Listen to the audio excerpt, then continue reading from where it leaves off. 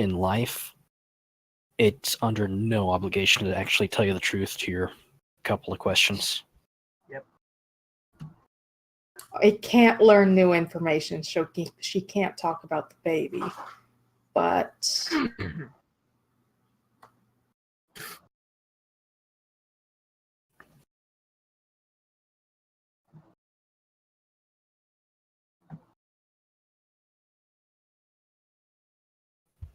But yeah, that'll probably help her a lot. Well, now we're just waiting for Nick, I think, and Throm, and Rick. Nick and Rick.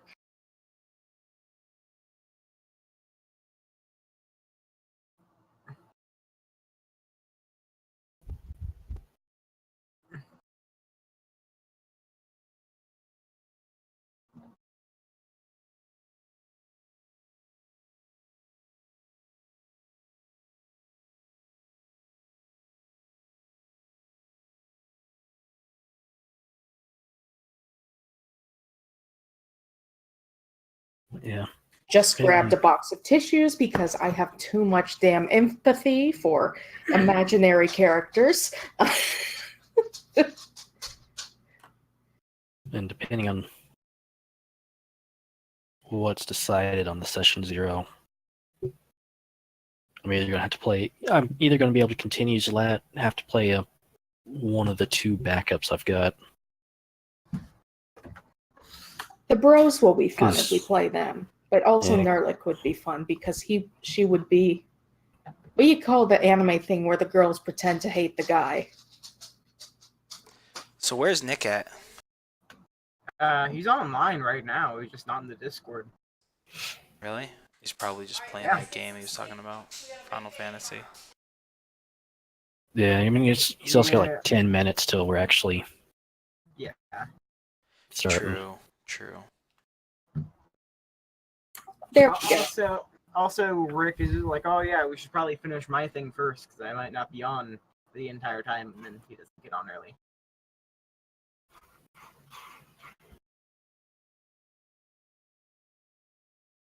I want to shake the hand of whoever decided to put Vicks Vapor Rub into Puff's tissues. Yeah. It's so good. I just like to have a jar and just smell it. It smells so good. So refreshing. Whenever I have a stuffy cold, I literally just shove 2 of the Vicks tissues into my nose, and I'm better in like 10 minutes. It's great. I don't even need it when I'm sick. I'm just like, shit smells good. Okay, so it's not just me. just take a waft here and there. Call it good. It is very nice because I'm a very sniffly person. Sniffly both person. That's an interesting both term. when it comes to my snot and also when it comes to emotionally, I cry very easily. I might have cried about a good 20 times so far over Martha losing her imaginary boyfriend. Yeah. Like I would get upset that Vernon's basically lost like one of his only friends in the world, but he also got closer to basically the entire rest of the party at the same time. So I feel like he's kind of netting 0 right now. Right. And also as a person, he's not exactly mentally weak. So, except the fact that physically, like, his wisdom modifier, yes, he is mentally weak, but in character, I don't feel like he's a very emotional person.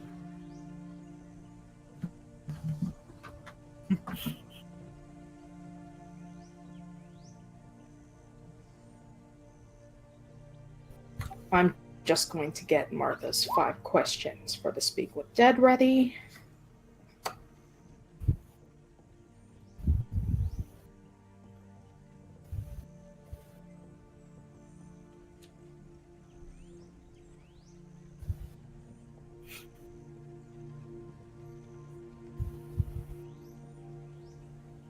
I mean, yeah. Yeah. Vernon is definitely still a jackass. Actually, that he's more of a jackass.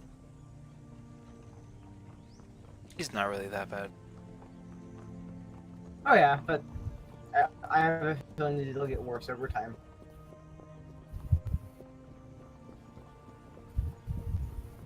Actually, I don't know really if I'm going to take the character development in that direction. Depends. Alright, I'm plopping Martha down into the NPC bucket. You can still access her, she's just not going to be with the rest of the group. Yeah, that's fine. Maybe. If I've it'll actually... gotten almost all her stuff over, so should be really quick to just take the gold out of her account for all the stuff she's going to do and then leave her be. Yes'm.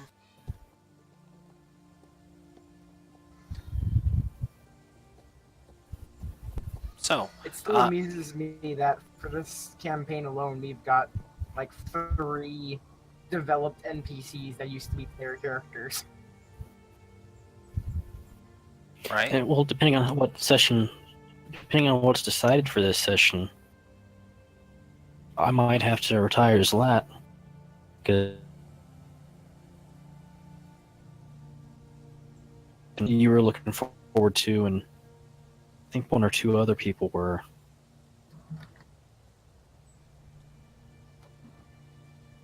You're cutting out a bit, mate. Yep.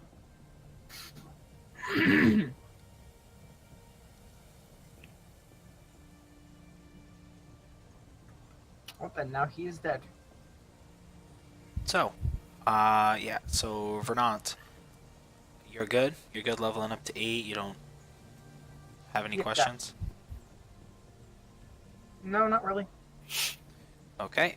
I mean, the intuitive reflexes thing should work pretty much like it did before, except the extra 5 feet of movement. and the attribute. Well, yeah, but that's simple enough. Yeah.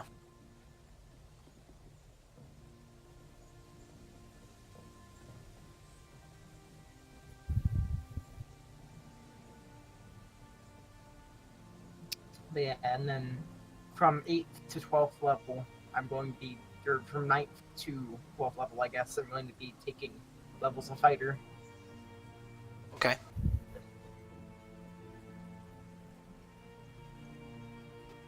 You're gonna need it so you can get some HP.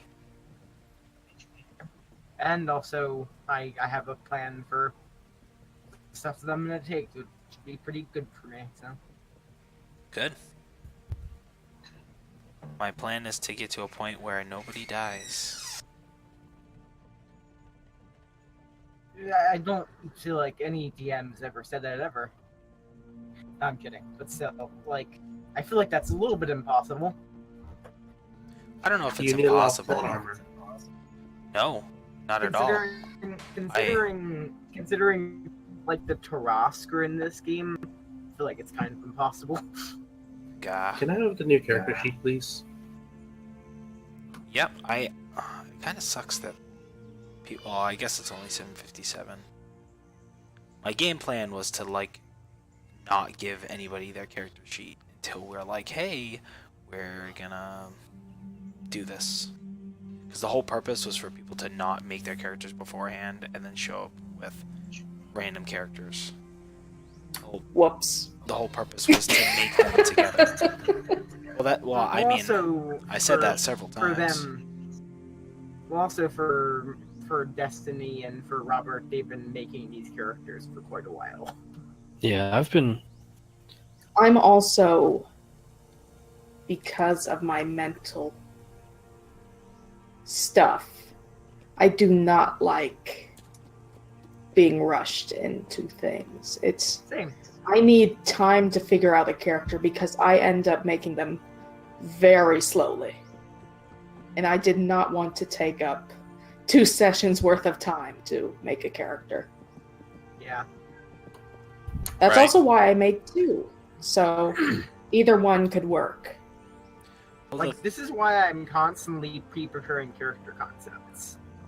yeah, and that's not a bad thing to do. But And also that, and also being crazy, and that being fun for me. I think most people find character creation to be fun. Yeah. By the way, are you a pro or a plus? I'm pretty sure you are, right? Yeah, I have pro. So we can export Mhm. characters to the game? Import. Yeah. Okay. Because I have 2 of them revved up and ready to go. Only a few details that I want to go over with you, but I'll wait until everyone else has their characters so I can choose which one. Here's the thing. When it comes to classes, I'm very picky. It's usually the spellcasting ones or things like monk or cleric. Because it's like, oh, mystical. Right. I mean, there's nothing wrong with that. Like, you play what you want to play, but my beef is like, so when you guys make random characters that don't plug in with each other whatsoever, then what happens is what happened with our group. You know, so if you start with a strong foundation, it's not that everybody needs to know each other, but you at the very least make sure that everybody can have the same goals or the same general, say, outlook on life, if you will. I Me and guess. Swarm's characters are pretty close knit together, so at least there's that. Yeah, and like I said, I've got the characters I have are based on what the group decides. Because if the group goes into like we want to do politics, political intrigue, or Which I can You pretty much guys- guarantee you will not happen. or you guys want to go a bit farther into like criminal activities, Probably I not gonna can't happen go. I either. can't keep going with that. But if it turns into like a political intrigue, work with the kingdoms for stuff, or the large cities, nobles and stuff, I might not be able to continue as that because it would only lead to problems.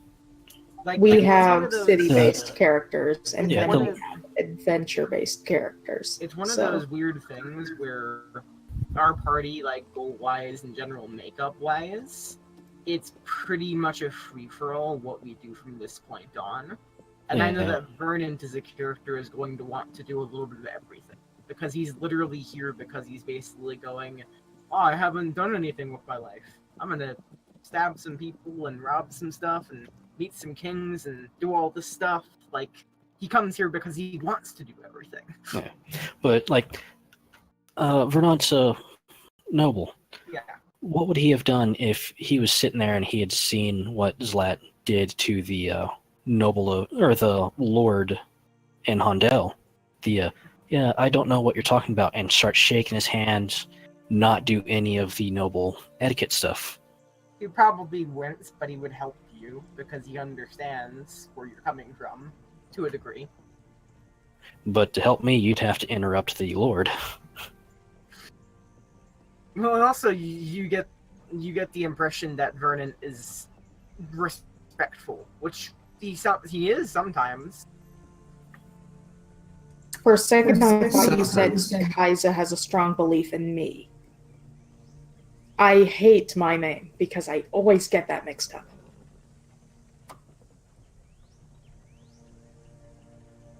Sorry, go on. Nick, about time. I've been here this whole time! He's been here for a Rick, while. not Nick. It's Get your facts straight, almost woman. the same name, one different letter. Leave me alone. Very different people. Very different people. Alright, so I suppose we can at least get things started, get the conversation moving, and then oh, Rick's here. Hi, Rick. Yeah. Rick. Big ol' I really Rick. wish you'd stop joining here when you're driving. It makes me very anxious for your safety. Yeah, I'm here, damn it. Go ahead. Yeah, motherfucker. Alright. So, I guess before we do like the time skip thing per se, I just want to get everybody's thoughts on like a couple of questions and make sure that this arc, this game, is good to go. I don't want any more BS. You know, I want everybody to be on the same page, and yeah. So, I guess the first thing is just to see, like, what does everybody want to play? Like, what kind of game do you want to play specifically? Is it a, hey, I want to play a game with Vikings, you know, or oh, I really want to play an espionage game or whatever. So I suppose we'll just go in order of like what the Discord is. So Weiler, you go first. Like, for me, I'm not really that picky, but what I really want is I want an all-around adventure game. Fuck. I'll be right back. Somebody's calling me. He'll be right rack. Okay, so Destiny, you go. I'm sort of the same. I don't mind, although I will say I cannot stand dungeon crawlers. I'm fine with the occasional dungeon every other or a few times in a bunch of sessions, but I am mostly roleplay based. And while I'm fine with combat every time, but be the entire thing. Does that make sense? Yeah.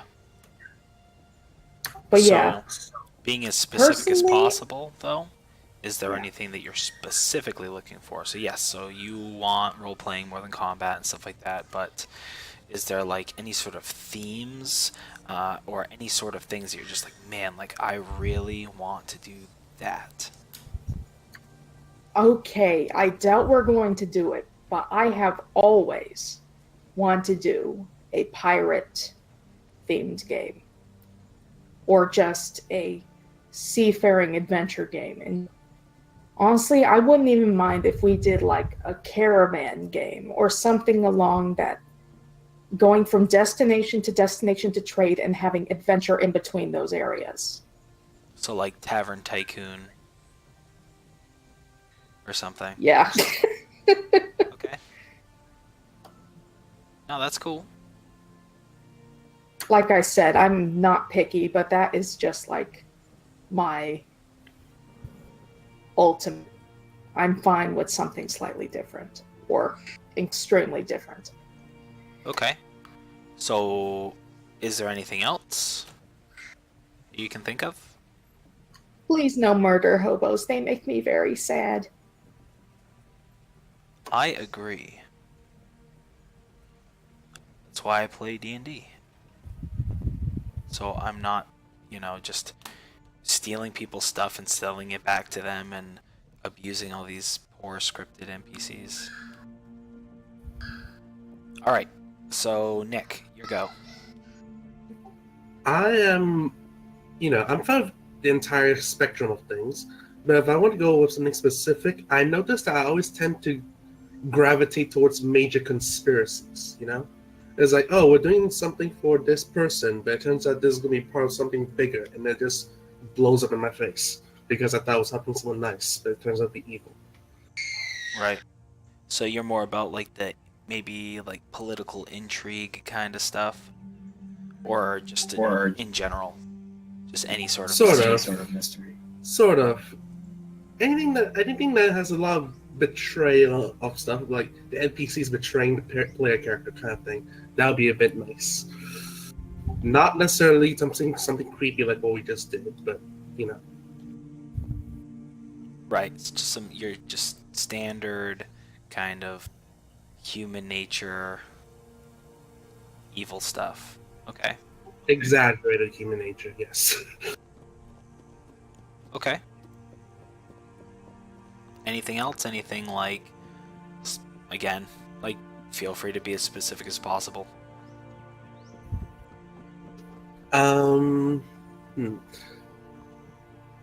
Well, obviously that's obviously the no random killing spree kind of deal, but I think it'll be best if you like don't keep. I don't think I can handle Underdark very well because I've seen like other campaigns go through it and it seems really, really, really slow. I can second this. No Underdark, please. Yeah, So wait, I'm just hold on. I'm just confused. So are you saying you want to adventure in the Underdark, or you don't want to adventure in the Underdark? Don't. You don't. Do not. Okay. Because that takes too long. yeah, I'm not really a big fan of the Underdark anyway. It's just I the don't find it very interesting. the Underdark's a very dungeon crawl heavy kind of area. Because nothing there's your friend. There's no friendly civilizations. It is civilizations who aren't stabbing you yet, or the people who are stabbing you now. Right. Usually whenever I use the Underdark, I like to use them as like a, hey, you're in a place and there's an entrance to the Underdark, and there's bad shit coming up from the entrance. So it's usually either like you just like, nope, fuck that, and block the entrance, or like sometimes people will go down, but I don't find it fascinating enough to create a whole thing. Maybe like a little adventure, but yeah, a campaign wide thing, I'm just too dark, too under. Okay, so yeah, anything else you can think of, Nick? Not at the moment. Okay, hold on. So great. So Robert, what about you?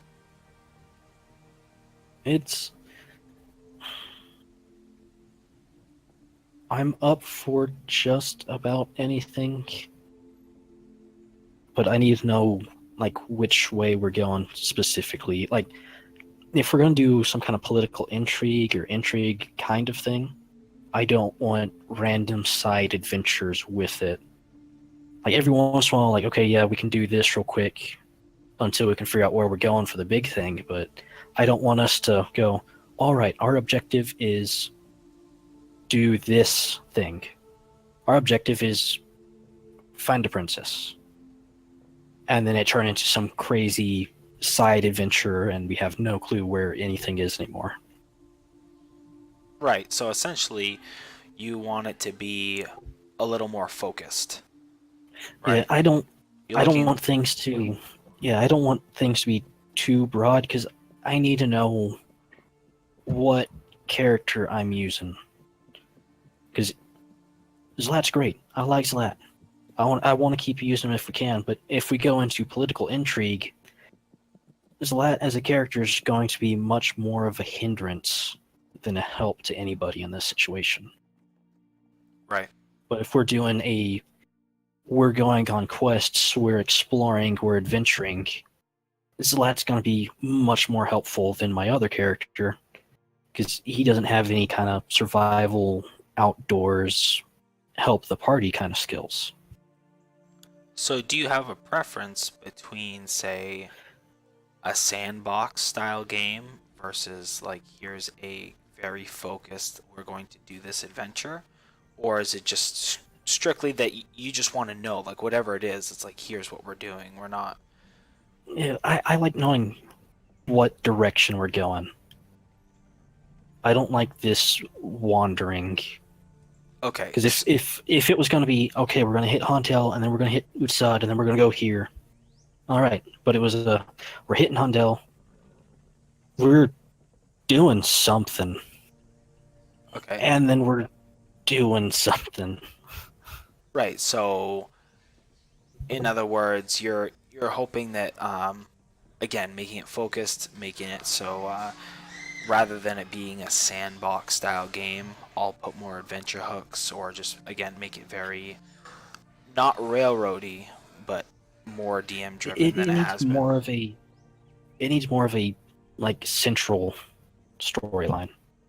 Like, Okay. even if it's just open, I guess like the best example I can think of is Skyrim. There is a main storyline that Like, progresses us.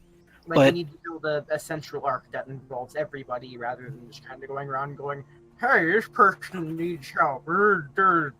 Yeah, because like if we go and we find something like a fighters guild, well, that takes out almost everybody except for Throm and Kaiza, because none of the rest of us are fighter capabilities. Right. Well, so, and you know, before we go on to, we'll start back up with Weiler in a second. But I will say that we had somewhat of the same discussion before we started.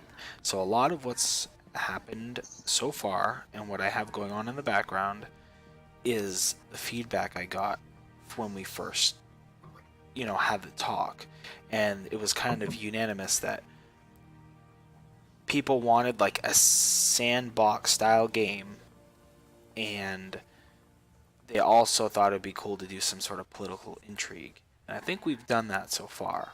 Whether it's been handled correctly by you, me, everybody in general, maybe that's questionable, but I mean, I think we've had a good time, and I also think now we're at the point where we've played together for like 6 months. So I think I have a good handle on how you guys are as players, and a lot of you that have never played before are comfortable with the game. You're also comfortable with the group. So I think it's a lot easier for us to say this is what we're doing and that's what we're going to do than it was when we first started. Because straight up, there's some different routes that we can take this, because I do have a central plot in the background. Just the way things happened, they did get a little, everybody got a little scattered. Things took quite a while, considering like the amount of stuff that you guys did, right? So there was things going on in the background, but I'm not going to be like, hey, this is what's going on in the background. It was more like, you can discover it. There's stuff out there. So if I need to be more driven about it, or we just need to say, here's the starting point, this is what we're doing, get everyone on track, I don't care what we want to do. I'm really good doing anything, but definitely good to keep in mind that, if you want it to be a little more focused, that I can do that. Yeah, I prefer a bit more of a structure, kind of like, I guess, like a tree. Like, there is the central part. There are some branches we can go down, but there is the central part. Right. No matter how many branches we go through, we will still be going up. Right. Like, basically have our kind of main story arc going on that involves everybody, and then occasionally have little side quests that can include everybody, whether or not people pick up on it or not. And then try to keep like a relatively smooth flow throughout things is kind of there's a bit more of there's a central point, and this is what, even if we're not fully aware of it, but kind of like what we're being driven towards. But there's also the side stuff we can do. Well, and this depends on what kind of game you want to play, because that's already happening. You just don't realize it's happening because you haven't truly come into contact with it to the degree I thought everyone was going to. So, and also I kind of have something to add. Is just from my perspective, like the games that I've seen, the games that I've played in by now, I generally do not like the idea of a kind of an entire campaign following a particular story. I generally like campaigns that are broken up into arcs of different things.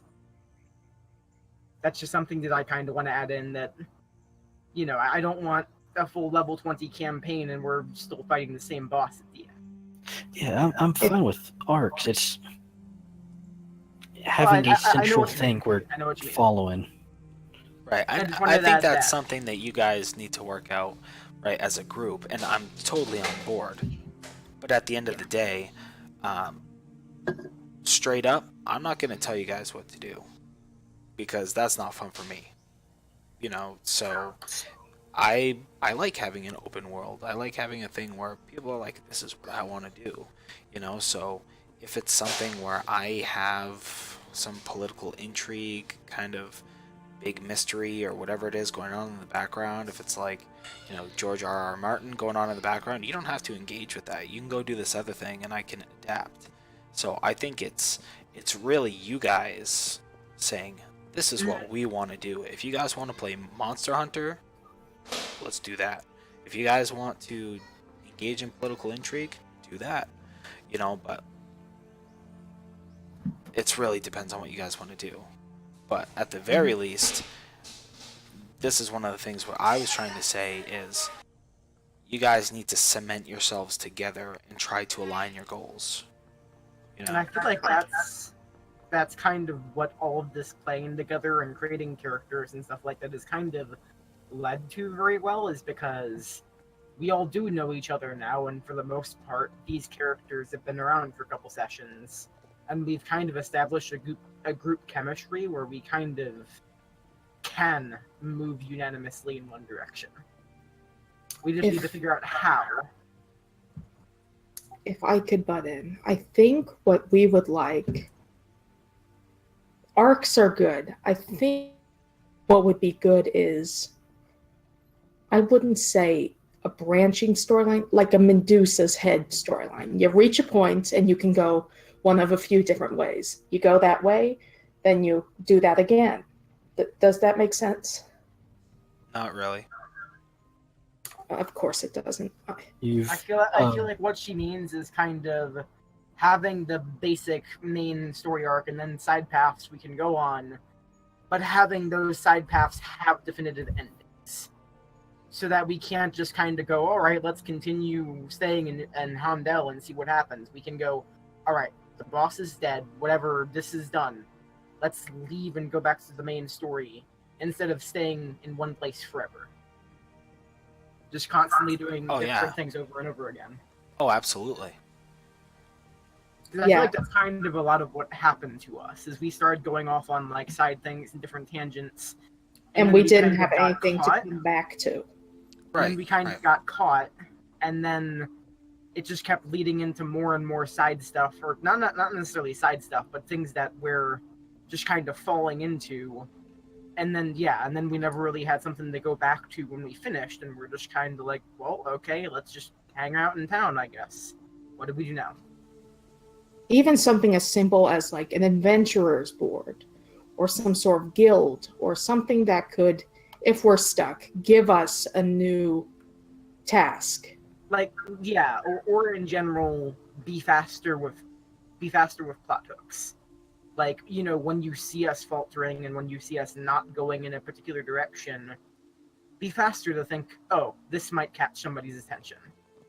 I'm fine with there being, like, after an arc, like, 1 session rest period to do, like, role-playing stuff, get all the new stuff, get gear, and then continue on.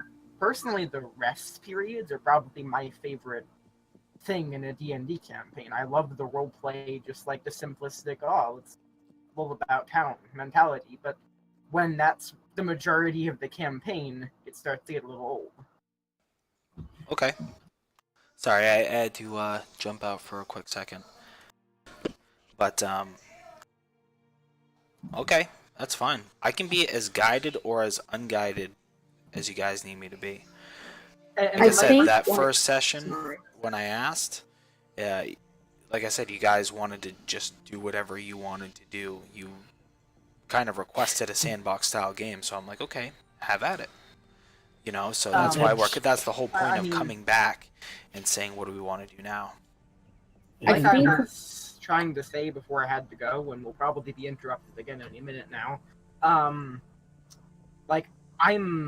What I'm looking for is I'm looking for a general adventure where there's a lot of options and kind of I want to experience a little bit of everything. I want it to go in whatever direction works, and I want to see what happens. Like, I'm not very picky, but the whole creepy intrigue thing that you described with like the whole Lady of the Wood and stuff like that, I'm not big on that. That's the only thing that I've experienced in this campaign so far that I'm not big on.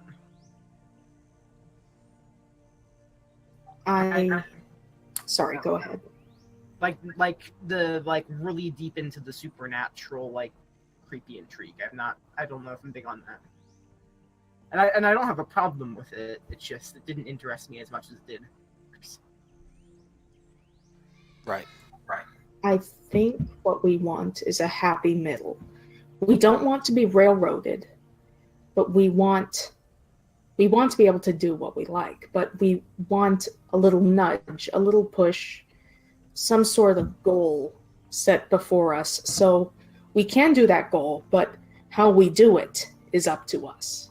And also, one thing with this campaign that I don't feel I've ever really experienced in any other campaigns that I've been in, having played a lot more since I started in here, is this campaign has a lot of really broken characters that need opportunities for character development. And you've done a pretty decent job at that so far, but I feel like that should definitely be something we keep in mind, is we have a lot of really fucked up people who need opportunities to develop. Right. I mean, I think that comes along with most games, but Oh yeah, it does. yeah. Okay. I think one thing I noticed with like Weil about how he sometimes prefers things is that he sometimes prefers things that has something to do with the gods. Like he sometimes prefers that kind of thing. Because on my other campaign, he's always mentioning things about the Greek pantheon. I'm like, all right, sure, I'll incorporate that. But I love divine stuff, and I love mythological stuff. See, that's I have that's to second something to bring up. And also, Yeah. I love the idea. I love things relating to prophecy and quests, and like in general, like the basic definition of heroism, like Greek heroism. Okay. Like that stuff interests me a lot. So. All right. Yeah, prophecies are a little hard to pull off, but if they're pulled off well, it is great. I would say a prophecy would be good in the middle of the campaign and set us towards an end goal. Because obviously, if you have like 2 level 2 players, they're not going to encounter some epic prophecy and be like, "Oh, we should go and kill this god" or whatever, because they're fucking level 2 players. I can do it.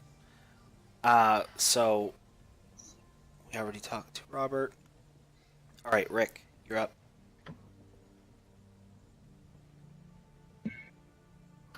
All right. Let me know if I'm getting too much. Yeah. Let me see. I'm fairly easy to adapt to the story. It's, have huge preference. I mean, most of it. Bet. Yeah, I can barely hear you. I don't. Better or worse? That's much better. Okay. Yeah, I'm driving right now in the middle of nowhere, so there's no telling how good my connection will be. But let me see. Everybody kind of mentioned everything already. I don't have too much to add. I'm cool with all of it. I can adapt to all of it. I would say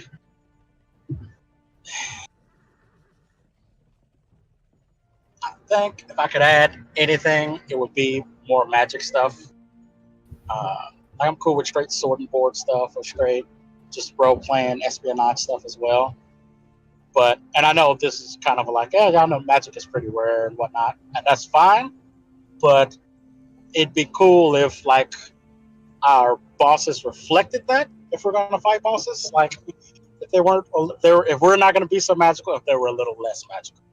Like if we're gonna fight, like if it's gonna be a more of a sword and board campaign rather than like a fire and fury one, then I'd rather fight 10 guards or 20 bandits or something like that. Along those lines. If we're gonna go that route, but if we're gonna go the route where it's a more epic storytelling type of route, then I'd like if I guess our PCs could reflect that, and mechanically, is what I'm trying to say. Other than that, I'm just kind of nah, you know, I can adapt. I can adapt. Trying to think what else. If I might say something real quick, dinosaurs would be Sure. really cool, or Absolutely dragons, not. or like I really don't want dinosaurs. I'm There just will throwing that out. I never do be not want dinosaurs. dinosaurs in my campaigns ever. Do Sorry. I not want to want ride a dinosaurs. T-Rex. Definitely don't want dinosaurs. I do think. Shot, but yeah, no.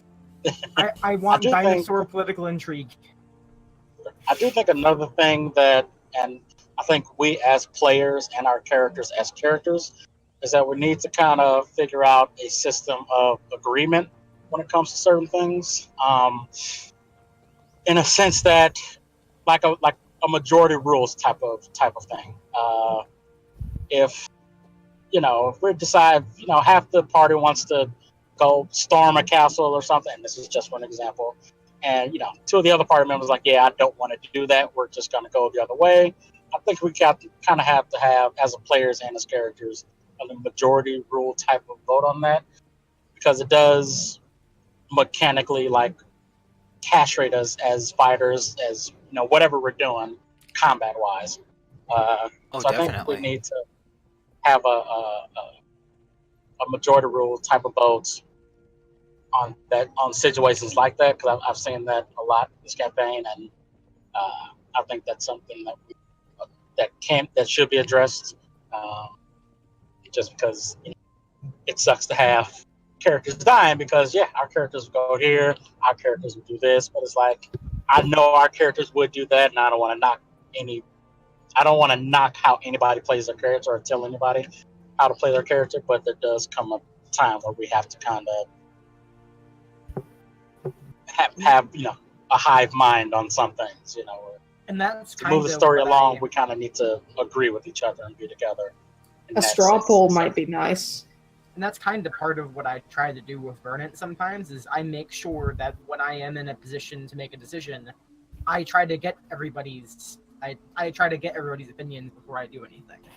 Yeah, and I think that's a good thing, and that's just another way of wording exactly what I've been trying to say the whole time, is that you guys have to have characters that are on the same page, because Yeah. everybody makes their own character. So if you say, well, I'm not going to participate with the party, or I'm going to be a dick, or I'm going to do this thing because my character would do that, well, that's really just you being a dick, because you made your character. And you could just have easily have said that, you could have just easily made a character that didn't happen. Or I'm sure you could find a way, like, if I really think about it, what would convince my character to do this thing, to go along with it? And I'm sure you could probably find some sort of way that you would be like, at the very least, camaraderie or something. That would be like, you know what, they might not like it, but they're going to stick with it because in the party, or they this and that, or whatever. And this isn't to say that they need to agree on every little thing, because that's not going to happen. It doesn't have to happen, but on the important stuff, because like you had said, like, it castrates the party when you guys separate. And it's also like, here's, say, to be really honest with you, like, the Lady of the Wood was cool and everything, and she had these minions and blah blah blah, but she herself wasn't really that tough just by herself. Like, if you guys had banded together in the beginning, I think you could have taken her out, like, really quickly. Like, she became a big deal. And in the end, That was originally her destiny, or at least the way I thought it was going to go. I thought she was just going to be like a very quick kind of a thing. And in the end, literally 2 of our melee-focused players beat her by themselves, pretty much. Well, Exactly. two was a little pushing it a little bit. Well, But, I got the last hit with you, alright? oh, I got you. Two was pushing it, but I do get what you're. No, I'm just kidding. But yeah, But like, I kind of honestly, though- noticed that, and I didn't want to meta game it, but like, me in my head, I knew from the last time we fought, she wasn't a bag of hit points. Her thing was hitting us from afar, hitting us with minions, And also, weakening Rick, us.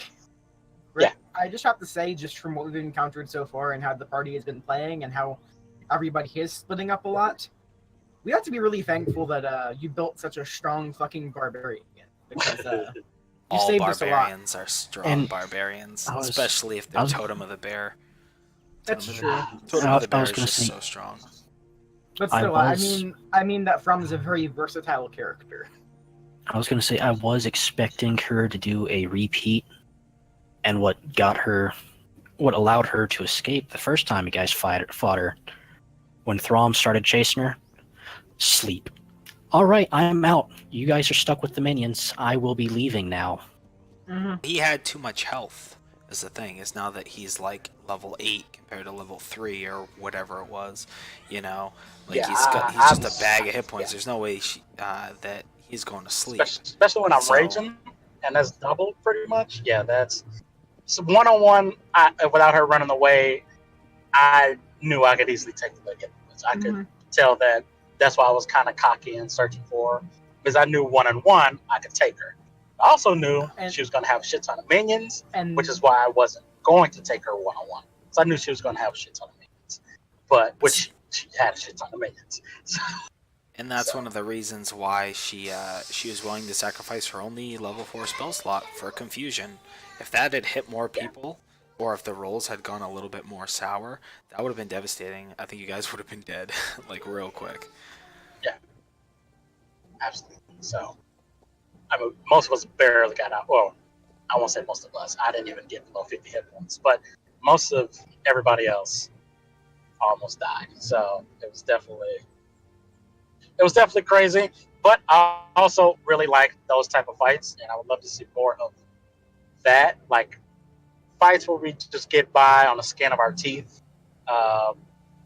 Like we say, preferably sword or board if we're not going to go high magic campaign, or a magical campaign. But if we are going to go magical campaign, just saying, just throwing it out there. I like loot. Okay, I like loot. I want more. I I also want That's like more. the purpose I of want a the. magic book. I'm throwing it out there. I want a magic sword. That's all. Well, Yeah, 'cause that's the purpose of the masterwork stuff, though, is to mechanically give you the same thing. Because straight up, that was the deal, right? I was like, I want to run a low magic thing because it's just like D&D is just like so saturated. I've just played it so much. I'm just like, I wanted to change a pace.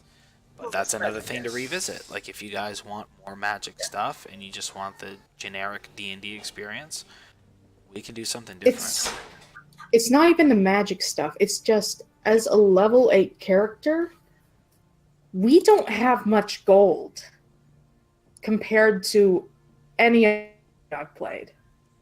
Yeah, Well, that's because you my- don't have a magic item mill that you can just No, sell my- off all It's the not stuff. the magic item. My it's just only gold in loot. general.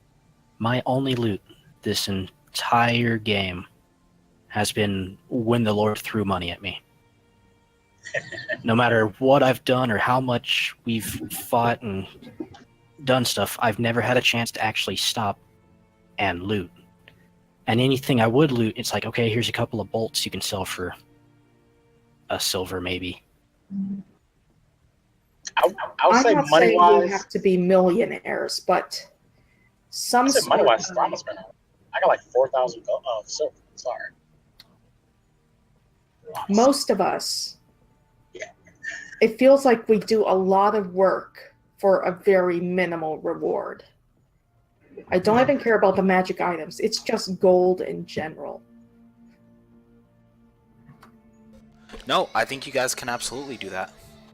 And also, I Yeah. feel Straight like up, part of the reason we just part have of the reason why is we're returning to like a level 3 story arc as level 8 characters. Bingo. There's also other things Yeah. that okay, so I'm just gonna metagame for a little bit, just so you see my thing of it, because this is not just me. Okay? I will metagame and say that cave where the troll came from, Throm, was full of Of loot. course. There was I nothing know. left in there. There was nothing left in there. And you totally could have gone back and gotten money and stuff. So there's that. Yeah. I actually had a treasure map that I gave you guys that had different marks on it and stuff. I don't know if you guys remember. The one that I got that no one ever noticed, and we never had time to do anything because we almost immediately got attacked in Utsad. What treasure map? Yeah, I don't we. remember. I- Treasure map. It wasn't even a it was a scribbled drawing of a large view of the area map Yeah. with just circles we got from the bandit. Yeah, which But had yeah, we can't. it had places like marked on it, right? But again, that's me.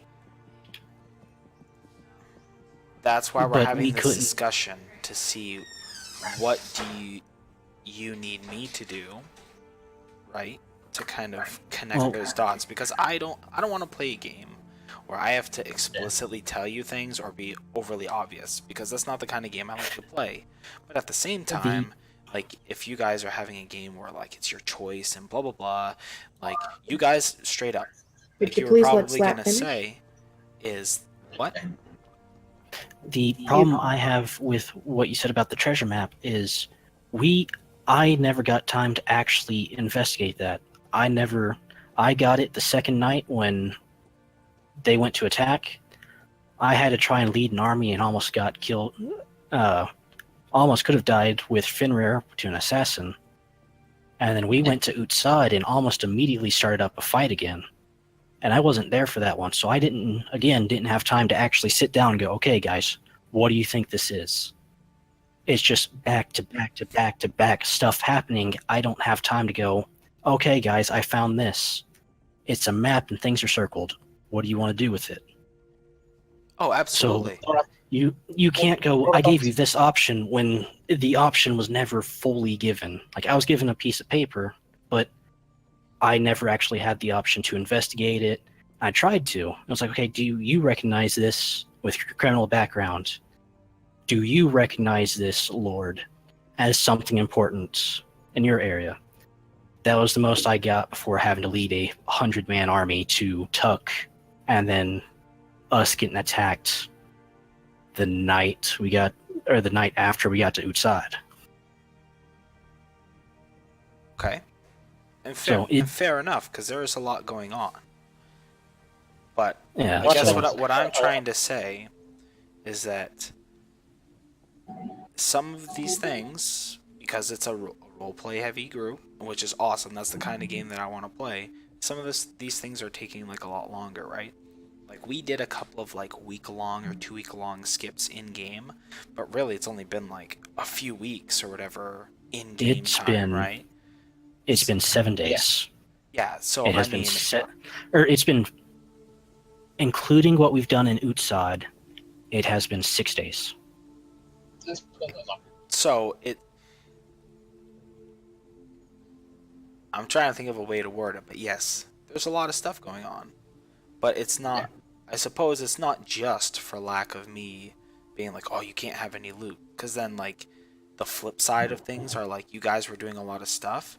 You guys did loot some stuff off the bandits. Again, I'm not saying it was anything magnificent, but then again, you're just fighting, like, thugs and stuff. So I couldn't justify being like, okay, you kill a thug and he has 2,000 gold pieces on him and a magic sword. You know? So again, it's the catch-22 of the game that we're playing right now. So if you want to play a game where, like, you get a lot of loot, get a lot of stuff, sure, we can play something like that. We just have to play in a way that justifies that. And also, like, go ahead. As players, I feel like we need to kind of think on our feet a bit more to get more loot as well. Because I'm pretty sure the one investigation check I've ever made as Vernon, I rolled a notch 20, got 20 gold pieces from a random room in an apartment. Like, if you think about it, if we play differently, we can find more money. Because we got to think about it, though. You know. I think what we needed was, after all the Hondel things, a chance to breathe and rest. Mm-hmm. Because it was back to back to back for in-game like an entire week. I'm not saying, yes, the Lay of the Woods was there. But if she had taken maybe 1 or 2 more days to prepare herself to take care of us, it would give us some time to regroup, figure things out, get a plan, maybe look at that map, and try and figure out what we were going to do. Right. Yeah, because Somebody- she attacked the day me and Throm got back to the party. Like I definitely feel like It's- our kind of pacing is very different than your average party of our level, because you've essentially gone from like level 2 to level 8 with non-stop action pretty much. There With was the- like 2 weeks of rest. I will give you that. That was nice. But the moment we got to Hondel, all hell broke loose. which we Yeah. are not really that doesn't give much time for the characters themselves to develop, and also it doesn't give much time for the characters to really learn what they're getting out of their levels. Yeah, Okay. because Which is cool. my too, but my character had known Eldrin a couple. I wouldn't even say he's known him a full 24 hours. He's met him a couple of hours at night when things were Right. happening in Hondel. To be fair, a lot of the established characters died, so it's kind of hard to Well, I grow mean, as characters when you die. yeah, but I mean, think about it. Episode 8 to I don't know which episode we're on right now. 2022. 21. My character. technically 22 if you count this. Okay, so from 8 to 21, as a party member, my guy's only known one of the other party members for at most 12 hours, maybe a little more. I think And that was Martha over the was span of only 6 days. he really knew because of the background. And they didn't even get a chance to interact much. But so let me lay it out. There's some consistency. I'm trying to think of the word for it. Some of the stuff that you've asked me for, right, directly clashes with what you're saying now, right? So, for instance, one other thing was, we're not leveling up fast enough. That was a thing. And granted, we When? No, that We- was me we being did- stupid. I have autism. did have a You discussion. can tell me I'm being stupid sometimes. It's okay. No, I know. I'm sure I can, but I'm not going to. But no, it wasn't just you. There were several people involved. I think, if I remember, I think it was Rick, you, and I think it was Weiler as well.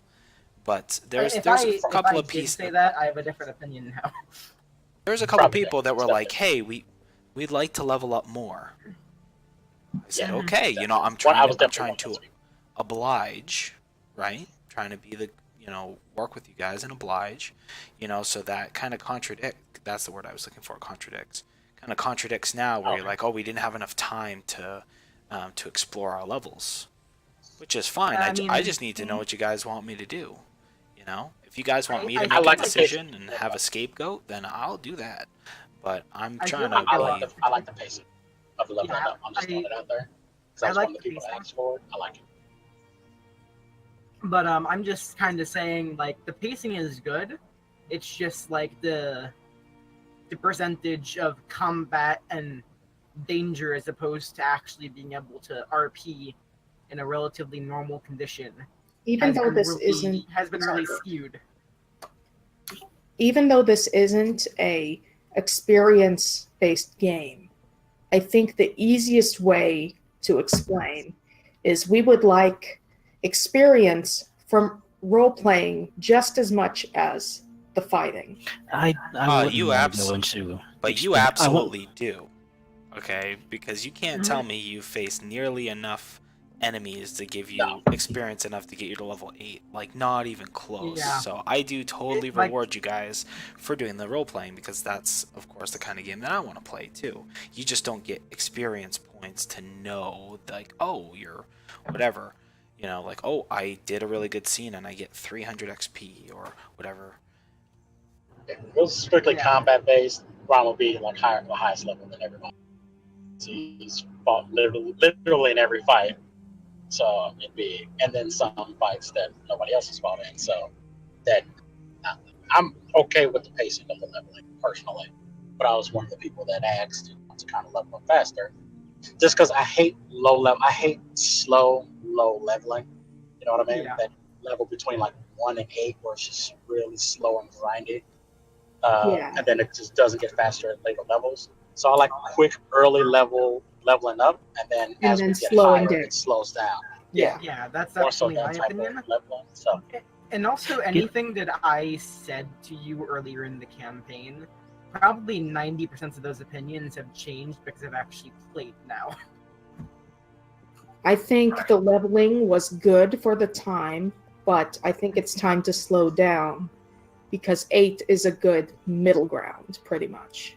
maybe 10. We Yeah. just wanted to get over those horrible early levels as Mhm. fast as we could, so we We're- could They're actually only have horrible though because they're dangerous, right? Exactly.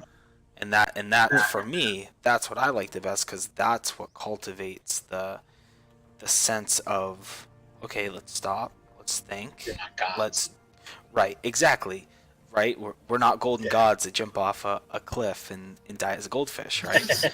So Yeah, it's one of those things for me because I will try and say, oh, the level's fine. I like character development and stuff like that. But when it comes down to it, like I've kind of said, and Nick has kind of explained a little bit for me, I like gods, I like magic, I like epic level stuff, I like heroism, I like fantasy, I like going and slaying the dragons or killing the evil god, I like crazy epic shit. So You want to be the hero of an epic, not that farm guy who found a dagger. kinda, yeah. And I know the farm guy who found the dagger can go to the hero of an epic, but I would rather the farm guy with a dagger stage pass faster. right. I'd like to mention one more thing before I get off here because I need to pull over gas. So I'm probably going to be off in a couple of minutes, but it's kind of to take it back to something somebody mentioned earlier. I really like the idea of having adventure boards like Witcher 3 style. I know, Dylan, you said you recently started playing Witcher 3. Like that, having that message board with monsters on there or rewards or people Yes, it's awesome. help. Just any type of deal like that, tournaments, or I think that's a good way to get Yeah. us to focus. If we can all come to agree that that is one way that we would like to do missions rather than like just happening upon them or word of mouth, and I think that's also a good way for us to garner loot because you can put a set price on.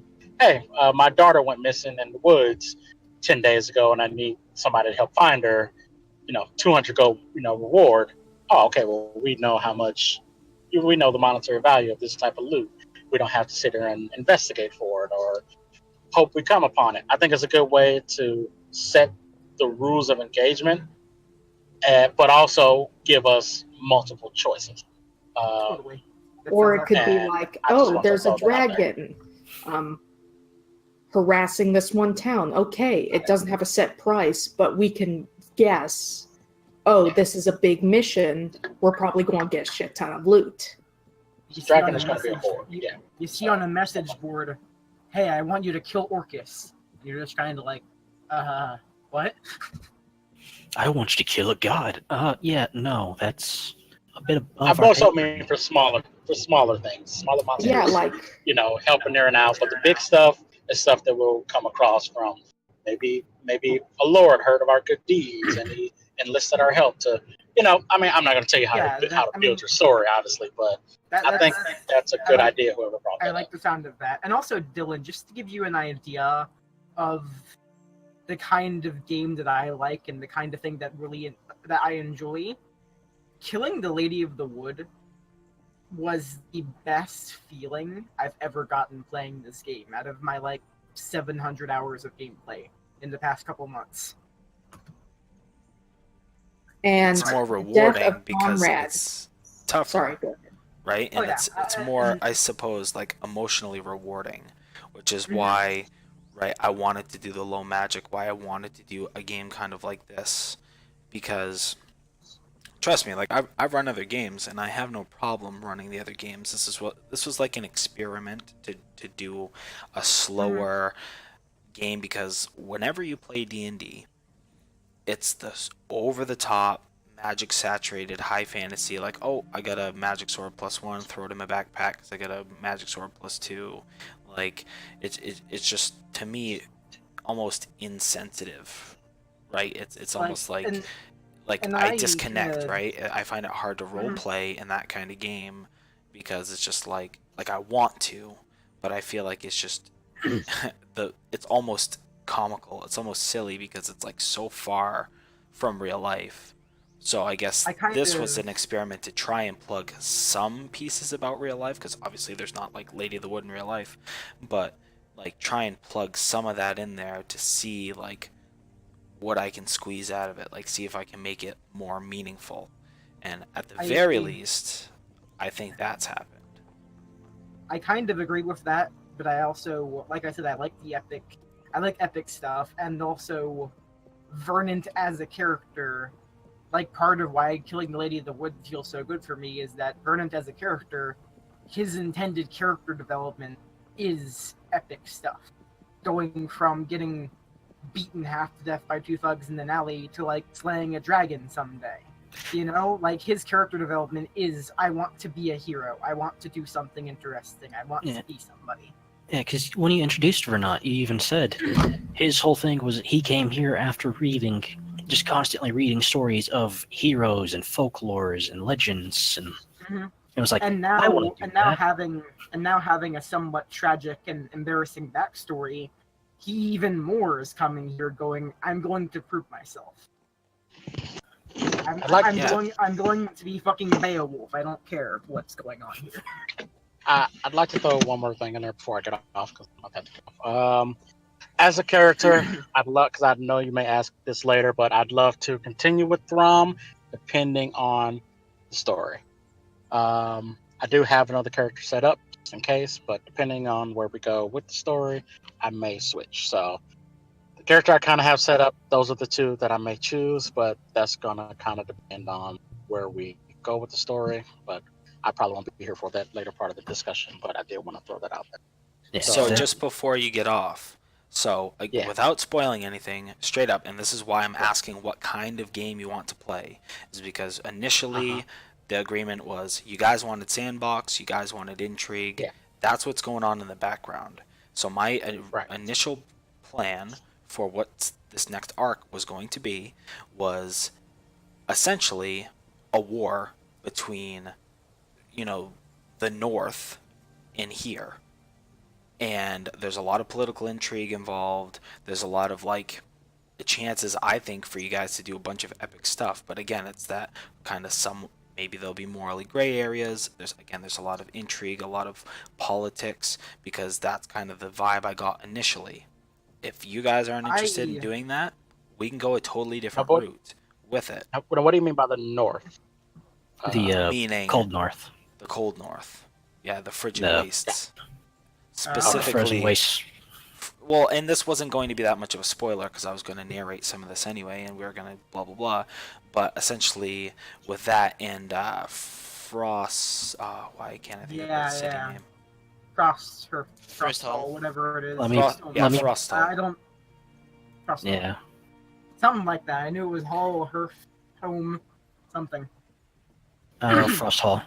It's where that princess that got kidnapped and who knows where went.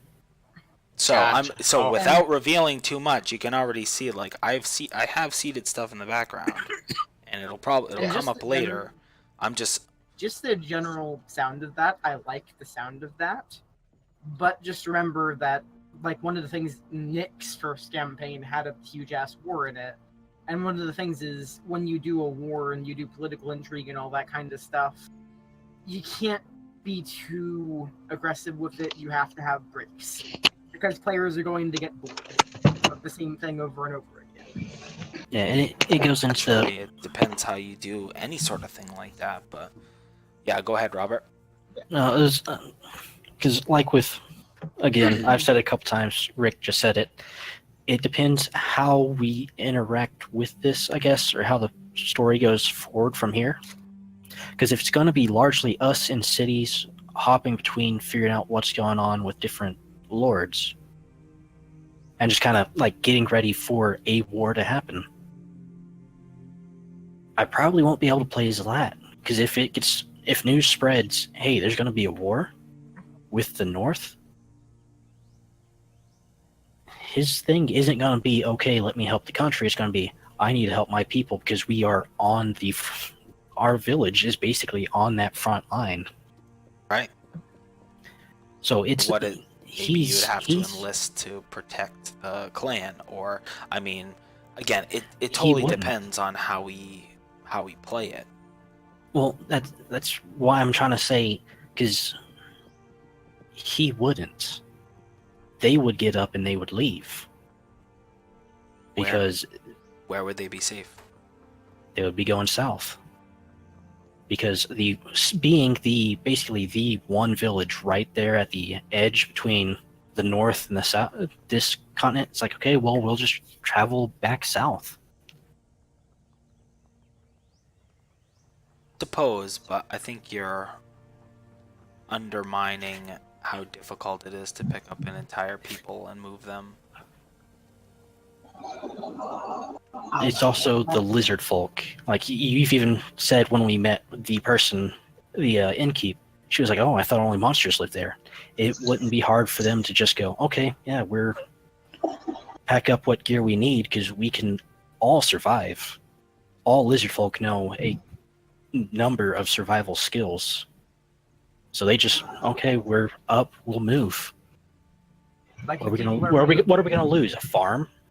You people are basically made to survive in a wasteland. Yeah, we were made to be able to travel and survive. You can travel from one wasteland to another, and it'll be basically the same thing. Maybe different weather. All right, I got to head out, guys. Anything else you need from me, Dylan? As far as I think I'm good, but just the one thing is that interest you at all? Like doing like a war kind of thing, or no? Because I just want to know. honestly, All I want to know is what you guys want to do. It's just cut honestly, and for dry. for both my characters, whichever one I decide to go with, for both of them, that would actually be pretty good part of the story for both of them. Because as you know, my second character was a military type of position, so it would work out either way. So I'm very okay with the war type of story. It's a good direction. So I'm down for that with either character. So yeah. Okay. And All right, see you guys. Try to talk to you guys later See ya. about it. So yeah, See you, bud.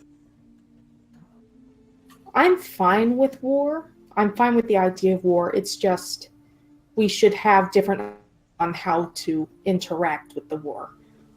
We could be on the front lines, maybe, or maybe we could be like espionage. helpers or like first aid or like bringing stuff back and forth to these villages and helping people. Or we just killed this supernatural monster out of fucking fairy tales. Maybe people hear about this and we become the fucking A-team. And we're espionage. Right. It. So here's the thing, right? Is because it's like, I feel like I'm getting the reflection of like, I don't want to say like crap, right? But like, It's not the direction I was planning, but I like it. well, no, because here's the thing, right? Because I based everything off our initial discussion, so and that's the purpose of having this discussion. And if the discussion is that, we're in a different place and we need to scrap this setting, or we need to like do whatever, like we can do that. And there's nothing saying that we don't just all make new characters and say, okay, we're gonna do that. We're gonna do that pirate game, or we're gonna, you know what I mean? Like, I don't care what we do. I just want to be clear that, this was not just me. This was not just my brain baby. We all talked about it in the beginning.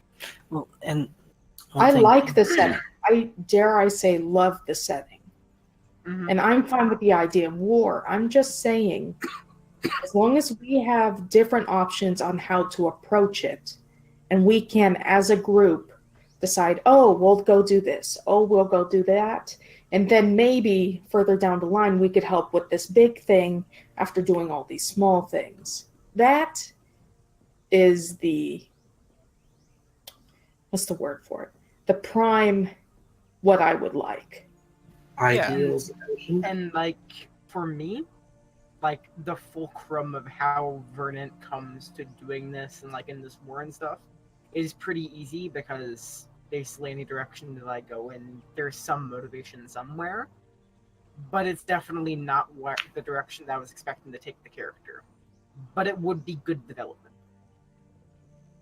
And you, like, here's this war going on, and this circling back is how guided do you want me to be? If you want to have options, you know, you could not even engage in the war, and it's just happening, and you're trying to navigate the consequences of the war, and not actually dealing with the war. Hold on. Alright. Hold on. Well, That before would be You know, so this is A Like good I said. example, Sorry, go ahead. a good example of how I kind of imagine it is in the most recent Critical Role campaign. The Mighty Nine is essentially in this capital city that they're, you know, doing stuff and doing side quests and stuff, and then war breaks out. Like, it's not really a spoiler because it's kind of it was already in kind of a Cold War setting, and the war happens, and the Mighty Nine, who's the party in season 2 or campaign 2, gets sent word that people want to speak with them because they're well-known mercenaries, and they basically get the option: do we want to join the war, or do we want to fucking run away? But actually what my kind of plan was. So you guys could engage with it however you wanted. If you guys wanted to be like foot soldiers and actually like get promoted and do like the actual That'd legit be war so thing, you cool. could, and like be war heroes. Or if you wanted to be like the nah man, we're gonna go like we're helping you, but we're really kind of just doing our own thing, but it's still helping the war. We could do that. So yeah. Like before I we said, continue, some sort Hold of on, can we- adventure. Robert. Sorry. Robert's been waiting to talk before for a we while. before we continue, can we let Toasted go? Because we turned it to a huge discussion after Rick. Toasted never got to say what he was wanting. Oh shit, I'm so sorry. He was mostly typing anyway. All right, buddy. Yeah, so sorry that kind of like turned into a big thing. So yeah, what are you looking for, Toasted?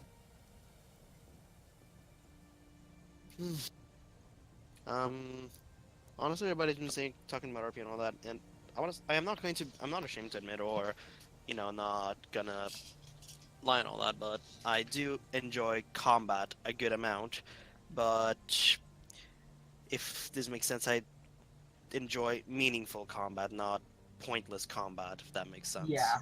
Like Yeah. if I'm playing an RPG game, you know, I don't care much for the go and kill 6 of this random useless field mob. I don't really care about that. But when it's like, this really bad, this really evil character has been doing evil shit that's killed people you care for and you actually have grown to personally hate because of good storytelling, yeah, I'll fuck him up. Like, it's one of those Or- things. Or more morally gray things as well. Like, there's these 2 assholes. You can fight either of them, and then you end up killing one of them, and you're like, but by the way, they were also It's real life. Let's give a real life example. Here's these two assholes fighting civil wars. I'm like, I'm gonna kill this asshole, and then after they kill me, I find out, but he was helping with cancer research. Fuck. Like, it's one of those things that I kind of mentioned is in a war setting. I feel like as a D&D group, it's better off instead of you putting it like, there's a battle going on. You are infantry in this, you know, thing. You should probably have the players be kind of in a team. Be espionage based or some specific simplistic task where you basically go, okay, there is something big going on. You guys are going to go and face these odds and you're going to try and solve it by yourself. These are the resources, and you'll be heroes if you do it. It's kind of less of, you guys are soldiers now, and it's more, you are a fulcrum. You are capable people who have been tried and tested, and we're going to give you a mission to do. Right. Just saying, this would be interesting. It would be interesting to see Kai's in a war setting because he personally wouldn't take a side in the war, so he wouldn't say, Frostall's better, or whatever the other side is better. No, he would be kind of more. It'd be more of like a case by case thing, you know. Like he'd sort of be looking at each battle like, this seems right or this seems wrong or whatever. And yeah, that's if we go morally gray, that is one thing for getting rid of Zlat. He's kind of set in his principles, like flat out murder. If I had stayed, and I had seen Eldrin go down that first time, I probably would have put 2 arrows in him, just to make sure he stays down because of what he did to the citizens.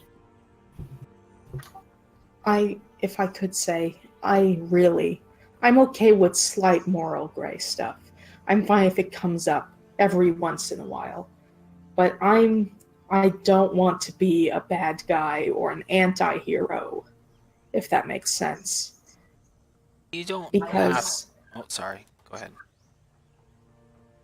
because I don't find it fun. I don't know. I want to be the good guy. I want to be someone that, despite their flaws, people respect and people look up to. Like, even Octavius, who is questionably one of my morally gray characters, he still wants to help people. He isn't going to go around killing citizens. He's not going to go around stealing from people who need that money. He's more of a, I would say, Robin Hood sort of thing. So that sort of moral gray, yeah, I'm fine with that. But straight up killing people or stealing from the poor or things like that. Morally gray. That's more just straight up evil. Yeah. What I mean by morally gray is, I don't, it's not just this person's evil, done and done. You killed some evil bastard.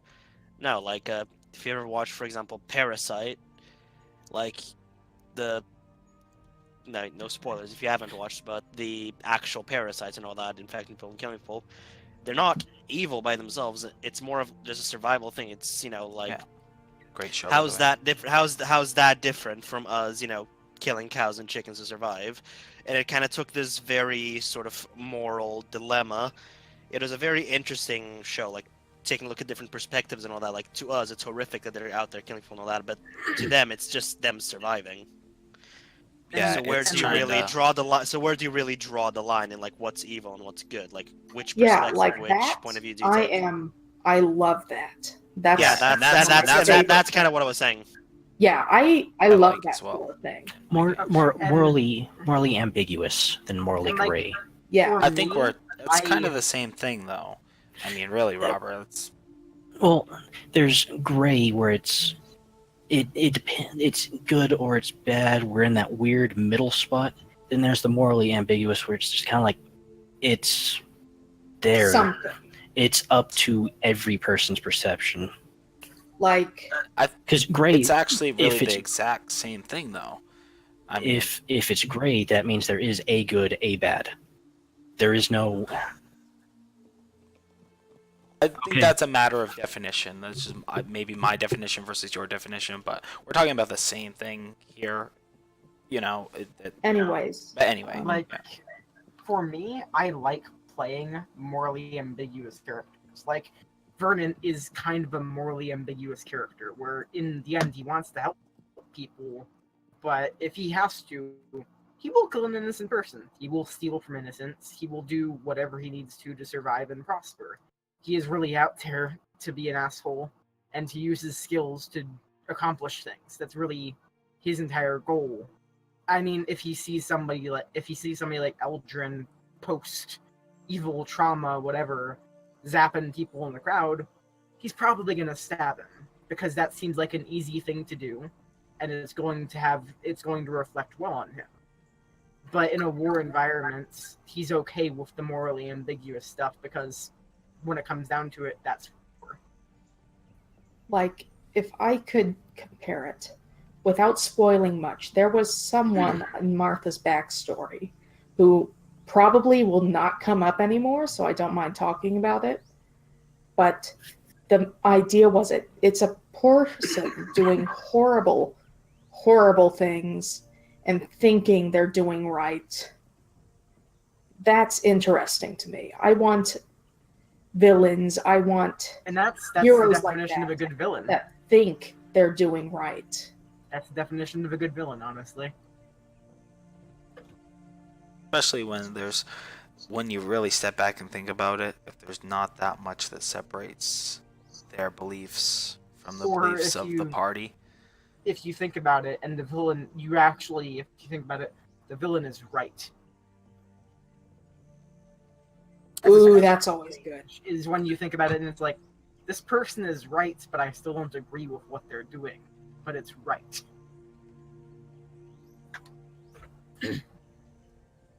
Because then you have to find your own arguments against it to still try and justify going against them. So Toasted. So morally gray areas, a little more combat, but meaningful combat. Maybe a little less roleplay. Is that kind of the gist? I'm fine. I like a mix between the two. It's just, it's nice to not have either one be too prominent for a long period of time. If it's all roleplay, all talking for like 5 sessions, it gets a little tiring. And if it's, going full kill this, kill that, kill this, kill that for like 5 episodes as well, it gets repetitive and it's not really, again, meaningful. I don't know. I like competition, if that makes sense. I like challenge. So role play in the sense of maybe some kind of contest or acquiring something, or again, like just a challenge, like a straight up one person wins, one person loses sort of thing. And combat where it's not just go kill these random things, go fight this thing so that these people can live in peace, or go fight these assholes because they've fucked with you in some way that you can't forgive or deal with. I don't know, it's hard to put into words, but yeah. And that kind of goes back to the whole potential war thing, because as players and as a party, like I was kind of stating before, if we're going out and doing things, our actions definitely need to make a difference. Can't just I have a good way to put a good way to put it. Less filler episodes. Yeah, it's in a war setting. It's not necessarily like, oh, go out and fight this infantry in this camp here for no apparent reason. It's, oh, assassinate this political figure, or get rid of this general, like attack this very specific unit of soldiers that is very dangerous, or help guard this castle or bit city that is very important to, the war effort. Like, you can't just go, okay, there's 100,000 soldiers attacking this one city for pretty much no reason. Kill them all. Capture these key points, disable their ballistas so they don't obliterate our guys as they move in. If I could bounce off something Toasted said, I think I love roleplay, but I have to agree that too much can be too bad. I think what would be great is like 2 sessions fighting, 2 sessions roleplay, maybe 2 roleplay, 1 session fighting, then another roleplay, then fighting. Yeah, If we go sort of not necessarily by entire sessions, but have a nice flow to it, if it makes sense, by switching between them, like it's multiple points. It's one of those things where I feel like with the characters that we have and the direction that we've been going so far, having a lot of roleplay tends to lead to us losing direction easier. Because eventually we run out of things to talk about. That's why I said a nice rhythm. We can talk a bit, then we fight. Then we talk a bit, then maybe do some political intrigue, then do some fighting. And then when you notice, but if you start to notice us faltering in roleplay and we're silent, or we're making shit up basically to say to each other because we want to roleplay, but or it's time for roleplay, but there isn't really anything to say, at that point you can basically go, okay, this thing happens. What do we do? An owlbear pops out in the middle of camp. That's great. I mean, if you want to, and that's the thing, is if you want to play that kind of game, let's do it. I think not We can you know, I can deliberately be the DM that just kicks in the door whenever it gets stale, you know, but wasn't Well, I conducive don't to the mean kind of I don't mean thing I kicking was in the going door for whenever with it it. gets stale, but I just mean have more conductive hooks when you It's realize not. that when But- you realize that things are not going in any particular direction. Take the initiative because we don't really know what we're doing. Don't kick in the door. Maybe just disrupt the water a little. Maybe have a small fight that gives us a plot hook to maybe multiple things, and we can Like- decide from there. Just like- something to sort of stir up the peanut jar so all the shit mixes well again. Like if we're doing literally nothing and have literally no objectives, which I know will probably never happen, and literally no ambitions to do anything, throw a group of bandits at our party. We kill them. They have notes on their bodies leading to their camp. We find that something in their camp. We generate a quest based on that. Like when we don't really know what to do, you have to throw something at us because we're probably not going to figure out anything on our own. Just as a person, I Right. don't have a lot of common sense. I've learned as a writer, it's best to act like your readers aren't not stupid, but give them hints, give them clues, give them something to grasp onto just in case they don't get everything else. Yeah, I mean, Like, it's For every like- little hint you do, or maybe every 10 little hints you do, if it looks like we still don't get it, give us one big one. or if it doesn't seem like we're getting something at all, go, okay, let's do something else. Or, Yeah. hey, here's an NPC that can help us. I remember in one of the arcs in the Adventure Zone, they had a detective thing, and when he realized, oh shit, they aren't going to be able to figure this out because they just can't, is like, okay, here's a little detective boy. He's going to be an NPC for this small session.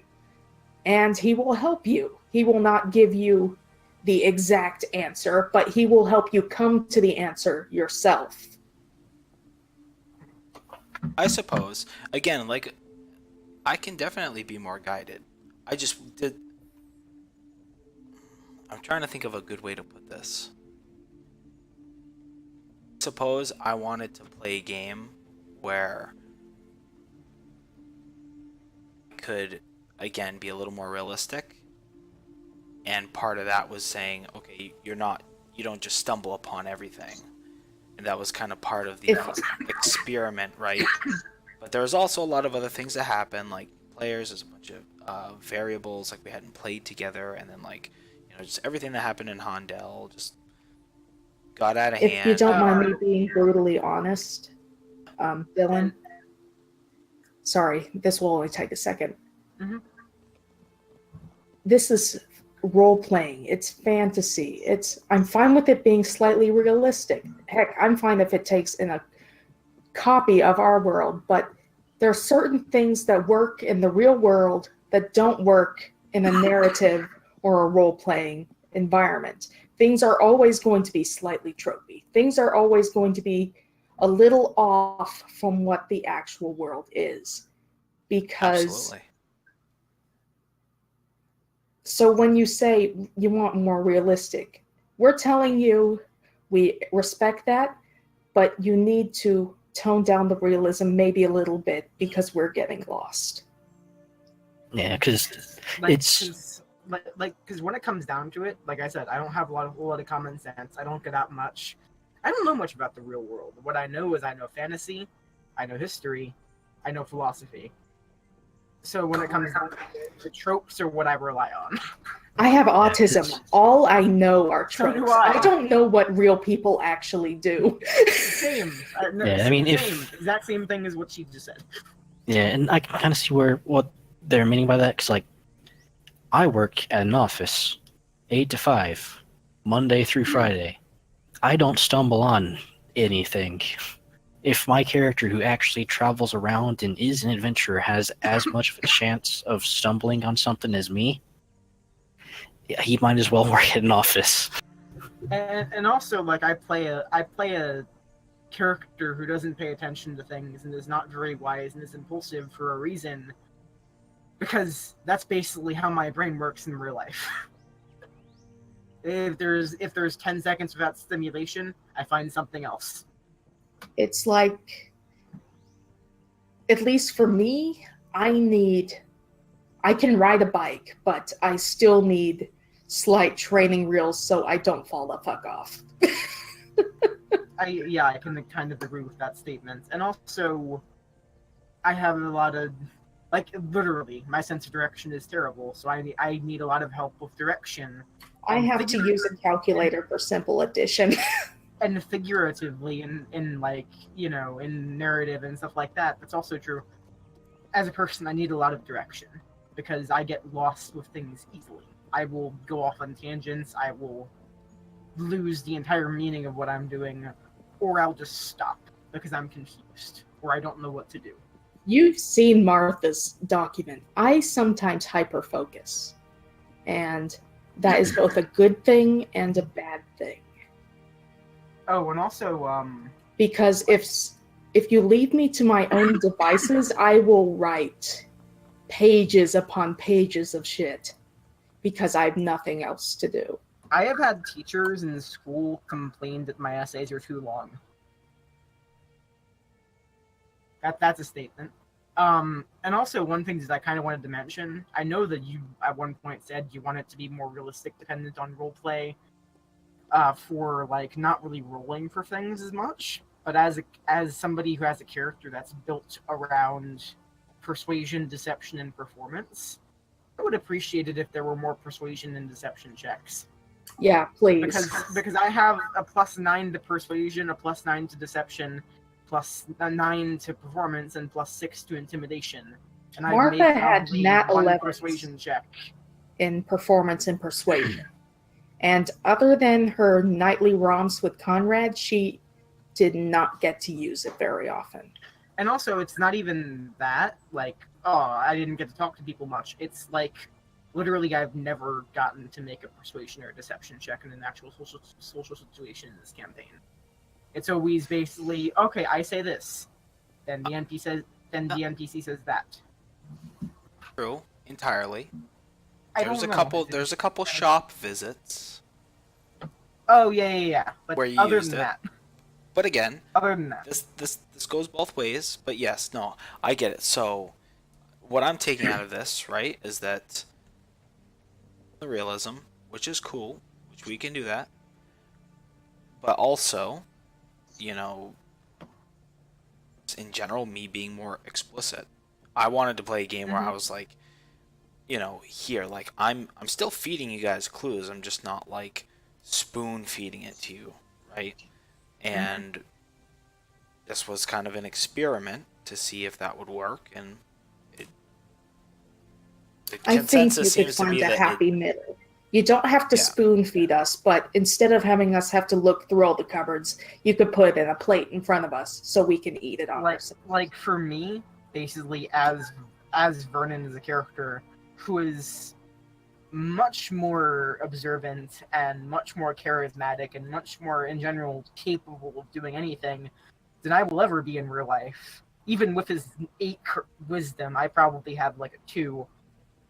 Just looking at that character, if there's anything in a situation that you want me to notice or that you want to happen or that you feel Vernon would do or notice, and I'm not picking up on it because, like I said, I should probably have a wisdom modifier of 2, you need to clonk me over the head with it, because it's not going to work otherwise.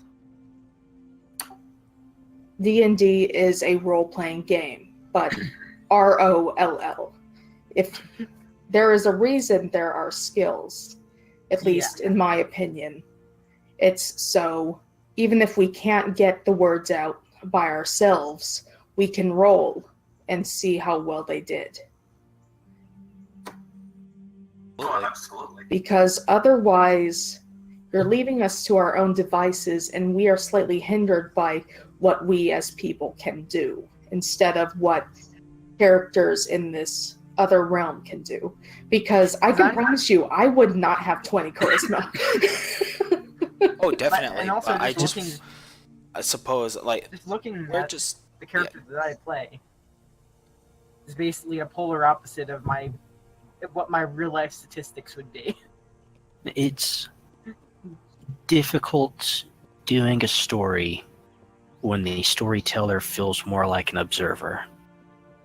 That's Oh, good. that's really good. That's Thank a really you, good Seth. statement. That's a really good statement. okay. So Because it feels less of a storytelling, like this is the adventures of this group, this is what they did, and more of a reactionary, oh, you're wanting to do this, how do I spin this in? Mm-hmm. And don't get it wrong. I love storytelling. Like the way you described Conrad's death and how she reacted to it, the stuff about him dreaming, that was amazing. And made me cry like a little baby. But Yeah, I want 'cause- more of that. I want But Because I like, do too. I want to you- give more opportunities to have that happen. yeah, to put it in the way that it is digestible, I really like the way that you would DM, but the party itself seems to lack a sense of direction and will need guidance. yeah, because when you did set things up and you had time to plan things out, they worked out really well. But you having to act kind of reactionary to our plans, or when someone does something, things felt a little more thrown. Like you, But like, So like almost you like threw something at it's- the. again, all we're doing, right, is we're kind of talking around in circles about the same stuff. And I think we've come to an agreement finally. Yeah. So No, we no, no, should I- probably cut I'm- it. that's what I was just trying to summarize that, is that, so you need me to be, just tone it down a little bit on the realism, but more of that is just being more explicit, right? And like you said, like, Yep. you don't have to spoon feed it to you, but like, I have had some clues, but I'll, like, if I have to double the amount of clues, or even there's a lot of times when I haven't even made you guys roll, I'll just be like, yeah, you see this because you would see that, and I'll try and do more of that, just to keep the things going, because I try not to, like, sometimes it's a DM reflex, you just, like, want to say roll for this, and I don't think that's happened much in this campaign, where it's been like, oh, you didn't get the roll, so you have no idea. I don't think there's been a whole lot of that, but when I also- structured this in the beginning, again, just going back without going back down the rabbit hole, this was kind of an experiment of being like, yo, I wanted to have a game where it's kind of like intellectual versus intellectual, and yes, there's the mechanics involved, but like have that kind of like role play, just like we talk it out, just to see how that would go, rather than the everybody's like, oh, roll, like I just roll for persuasion, or like you guys said. And again, it's not that I care about going back the other way, it was more of me just seeing how things would go.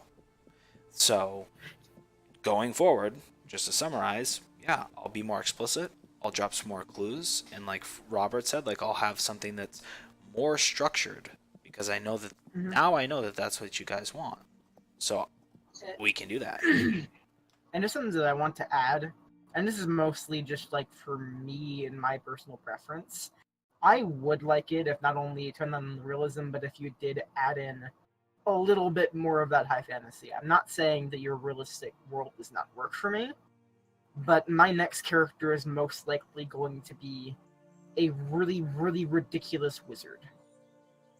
If Vernon dies, you might hate my next character.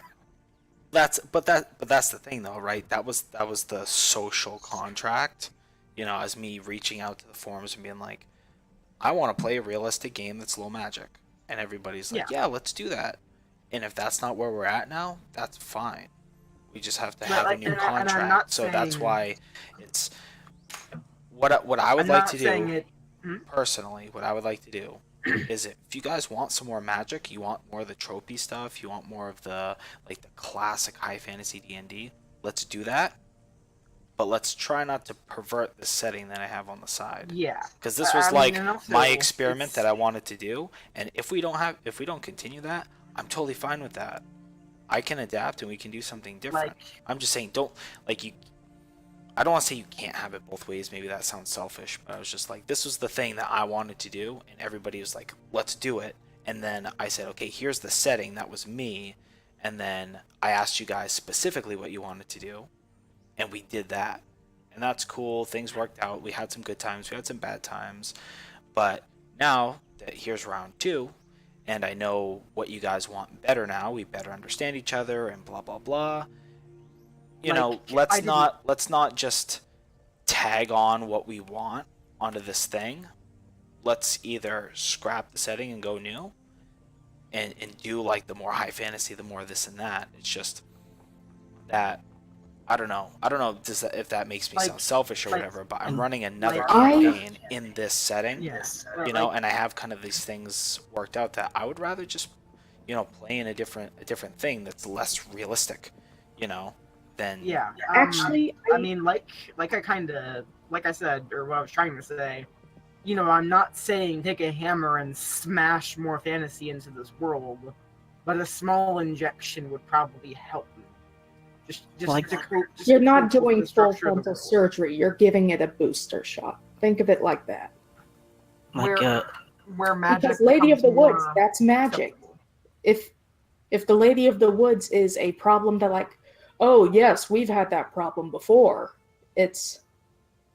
That's all it really needs. It's like, oh, dragons are super rare, but there are like 2 or 3 in like this entire continent. Magic items are rare, but if you go deep underground or go somewhere ancient, you can find shit like that because it's an ancient technology. Stuff Or like if- that. Tying what Vernat said, or Weiler said, excuse me, saying Vernat, him wanting to play as a wizard. I'm not entirely sure. I feel like we're kind of heading towards, because it was the last big place we mentioned, but Volstand.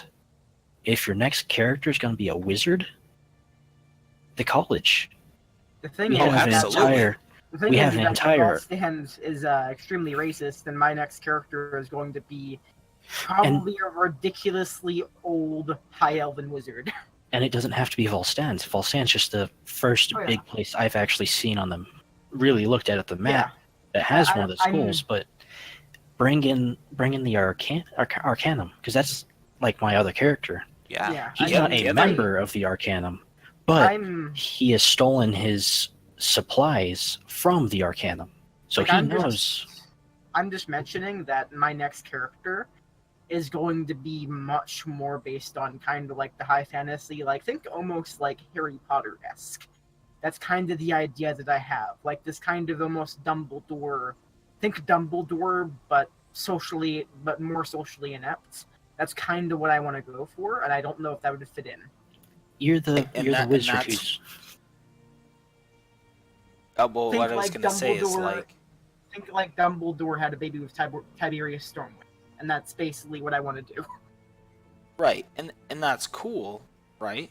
And I'm not saying that And, that's and also, not this is assuming Vernon dies or something happens to Vernon. right. But I have set up that stuff, right? And like he pointed out, like the other campaign right now is directly kind of plugged into the Arcanum in a sense, and that's fine if you guys want to do that. So I don't. I'm trying to think of how to put it here, but there's options to do stuff. I just had a certain structure that I wanted to keep. But if that's not what you guys want to do, that's cool. I just don't want to artificially extrude stuff into the setting, if that makes sense. Yeah. You know, like you're saying, like, oh, give I it mean, a I'm not, booster and I'm shot, not saying. or like, essentially, like, you're saying like, I'm not saying. bring it. I'm not saying it has to be super. I'm not saying you have to make an overhaul. I'm just saying slowly over time, maybe change the setting to be more adaptive would probably be a good idea. That's the thing. It's saying you're either injecting it now, you're either extruding all this stuff in now, or you're just doing it slowly over time. which is fine. But all I'm trying to say is I don't care if we play in a super high fantasy setting.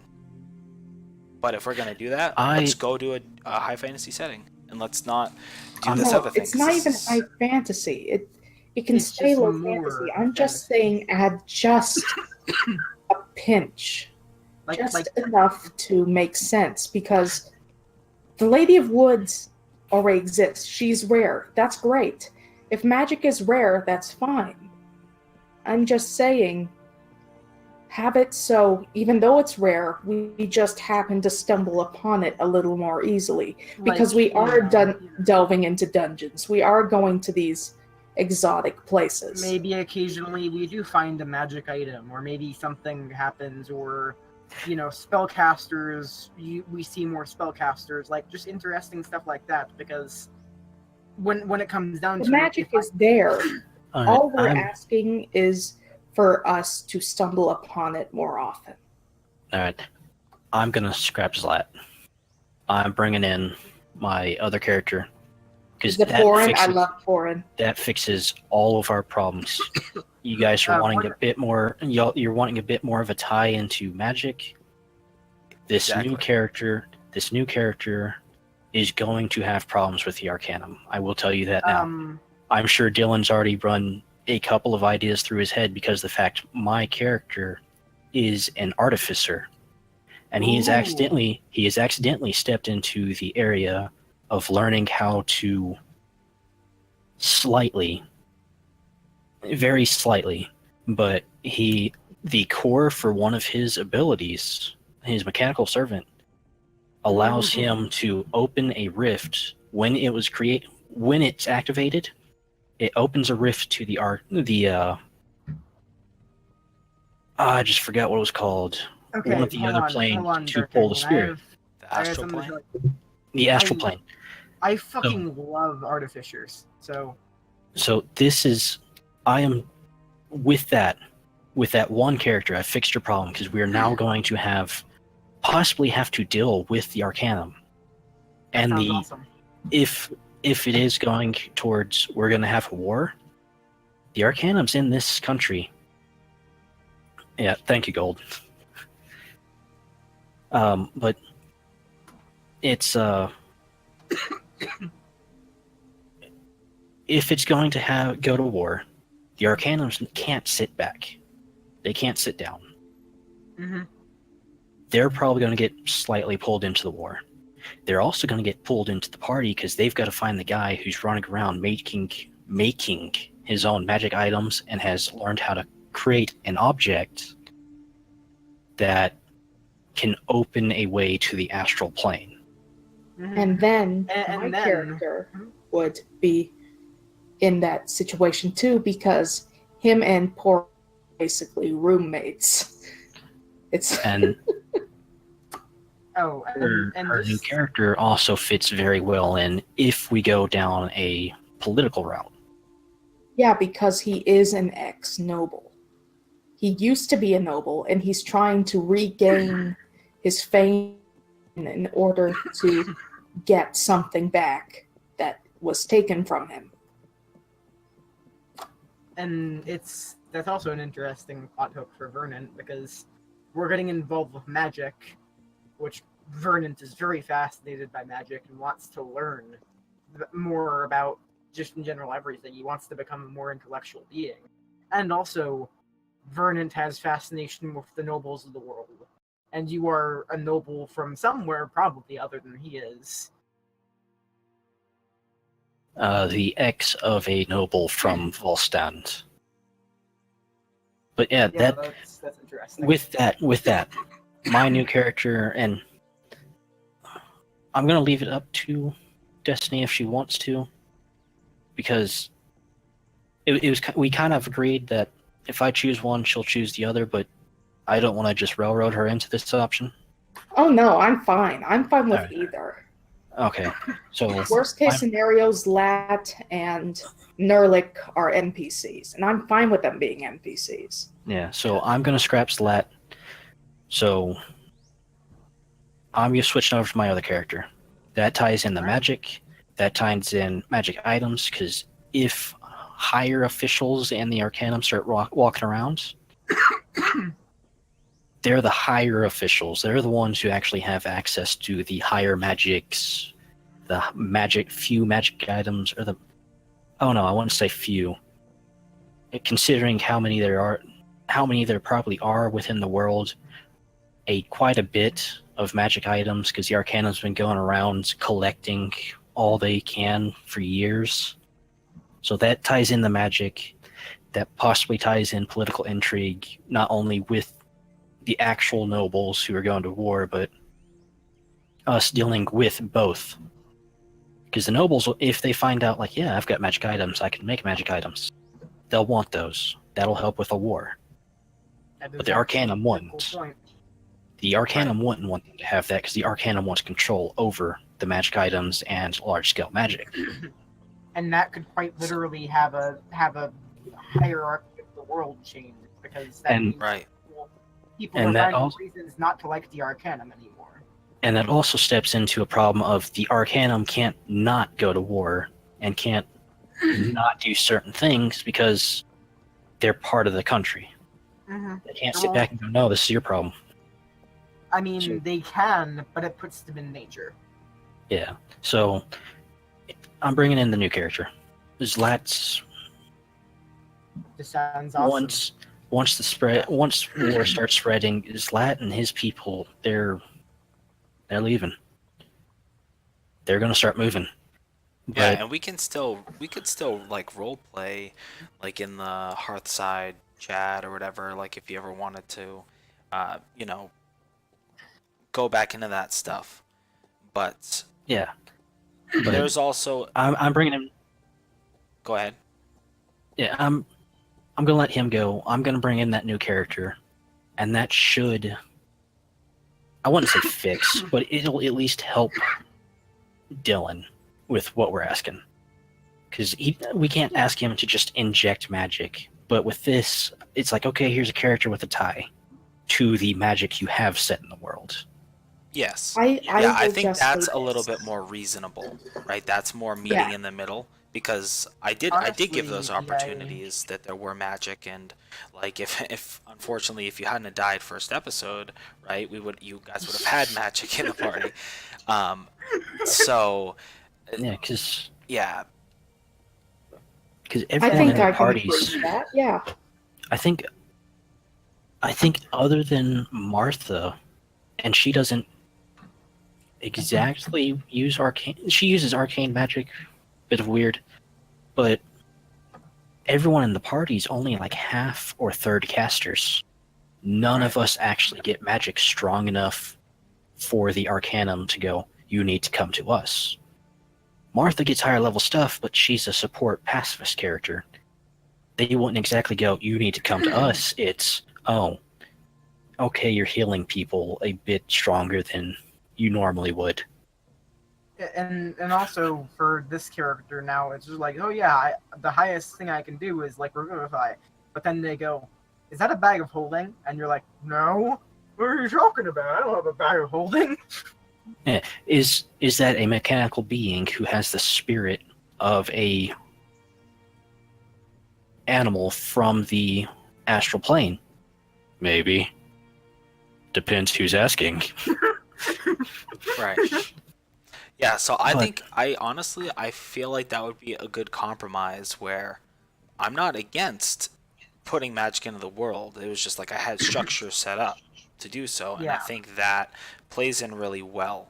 And if you look at, again, I think just Robert's the only one that's actually watched anything for the other group, but they found 2 magic items, but they've also traveled a hell of a lot more than you guys have.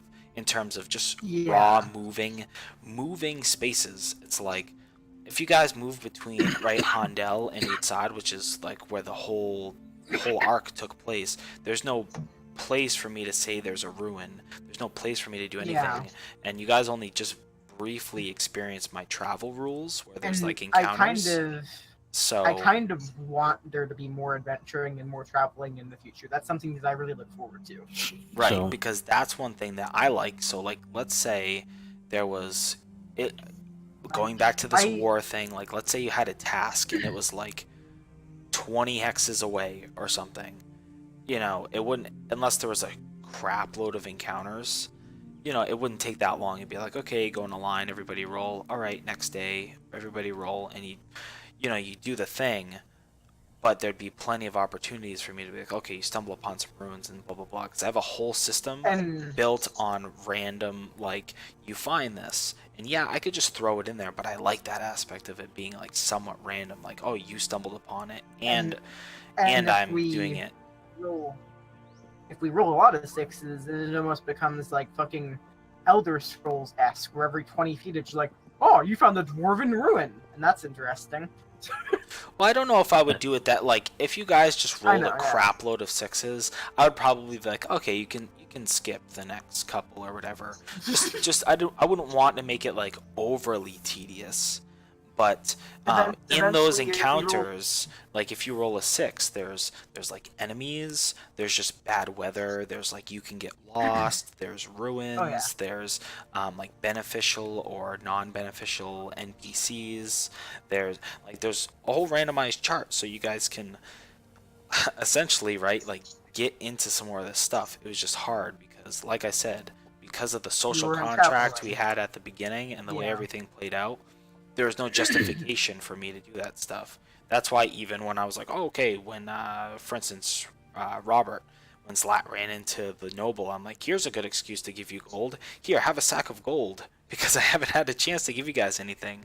So it's not just me trying to withhold everything from you.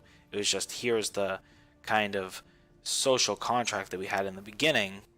Yeah. And if we want to do something Which- different, it's like, here, let's try and finagle, like, here, let's make those connections, and like this is how we're gonna move forward. And also, I do like the idea of it being random based on rolls as well, because, like, if we do roll, like, 10, 26s in a row, somehow miraculously, which is basically physically impossible, what happens then? Do we just discover an alien spaceship? Do we phase through the dimension? Does the world explode? There's a lot of variables, and I like that. I think one part where I was having problems trying to figure out where this was going was I didn't get to see the actual post. I didn't get to say, yeah, this is what I'm fully agreeing to enter to. It was like, Yeah, to be fair, I they joined the just group. dragged you into here. yeah, I joined the group. I signed the contract I didn't really see, and I was seeing what in the world was going on. Oh yeah, And honestly- we've lost players, we've gained players. It's been like a bumpy road. So Yeah. that's why I think we really needed to have this instead of keep continuing on this kind of like Yeah, weird and- splintered party dynamic and So- stuff. Is like But I also feel like because of like the past we've had with this group over the past like 6 months, I feel like we have a better party chemistry than most people would. Yeah. Also, so- I'm just going to say this. I think we've figured out the game we want to play, I think and so, it yeah. is 8:50. We should probably get to actual character creation and getting stuff done. Yeah, and Because I think we're all in agreement here. because I don't have a character to create, I'm going to get a drink. so. I'd double check with the- Toasted because he's been quiet. Yeah, Toasted, how you doing, buddy? He died. I'd check with Nick too because he's been quiet too. Nick and Yeah, Sid. just so you guys know, it is very early in the morning for us. So if we fall asleep on the keyboard, don't be surprised. But anyway, yeah. Can I also put out something right there? It's like one of these stupid things I just thought of. But maybe like at the end of time skip when we come back to controlling our player characters, we could just say that hey, we all somehow joined this guild thing, like in the Pokemon Mystery Dungeon, and we just started from there. It's like we start off railroaded, but then we start making our way back up to normal sandbox mode again. Well, that's what. Again, there's many reasons why I want to do the time skip. One of them was it was a really easy excuse without actually doing it, right? Of saying we did all this cool stuff, and then maybe we'll do a couple rolls. Like I was gonna do like a little mini game for Martha having her baby or whatever, and depending on how you succeed, Like, you're not going to be poor or anything, but like, here, like, I can give you some loot. I can be like, okay, you guys are creative. This is what you want to do. You go out into the world and do those things, and this is how successful you are at it. And then when we come back, it's like, okay, there was my way of like finally being like, here, have some stuff, you know, and here, like, do these cool things. Yeah, but I think switching over to that new character will help basically tie all of this stuff together. Oh, and also it's notable that when we cleared out the first Lady of the Wood Burrow, and like when we basically fought the Lady of the Wood or her minions for the first time, we actually found a bunch of stuff in there, but we gave a bunch of it away, and then a bunch of people died. So yeah, so like Leah had a masterwork rapier that had like some awesome stuff to it, and then she died. I don't think she ever told you because I whispered everything, and I think I'm gonna be a little. This is again where I'm gonna be more explicit, is because I was in the beginning trying to whisper so like people could like react instead of me just saying this is the thing. I was hoping people would take it and grab that little nugget, and then they would be like, "Hey guys, I found this," so they'd role play it out. But I found that people are just like, "No, I'm not gonna tell anybody that I have this secret thing," and I think that ruined some of the stuff in the beginning because again we weren't used to each other. So for instance, there's like one plot hook thing where people had oh gosh, what was it, they had like a weapon that had a hollowed out hilt, and yeah, that's Leah. Yeah, and there was like special stuff in there, and I don't think she told anybody. Which I knew that. I don't know how I know that, but I knew that. You didn't tell me, I just know. So there was like, again, specific examples. I threw stuff out there. It didn't quite work. So now I know better, I found right? the silvered dagger. Gave it to a farmer. Never returned. Yep. But I mean, I did give every single person got a masterwork dagger, and then there was the masterwork rapier, and then there was like just a big pile of money, I believe. Yeah, it wasn't like 5 million gold pieces, but it did make sense that she would have a whole bunch of money because it's like this poor farming village, and she was out in the middle of the woods. So again, I will try and find some more excuses to give you guys stuff so you can have like the, you know, the upgrade looty stuff, you know. So I just think we need to work together, I guess.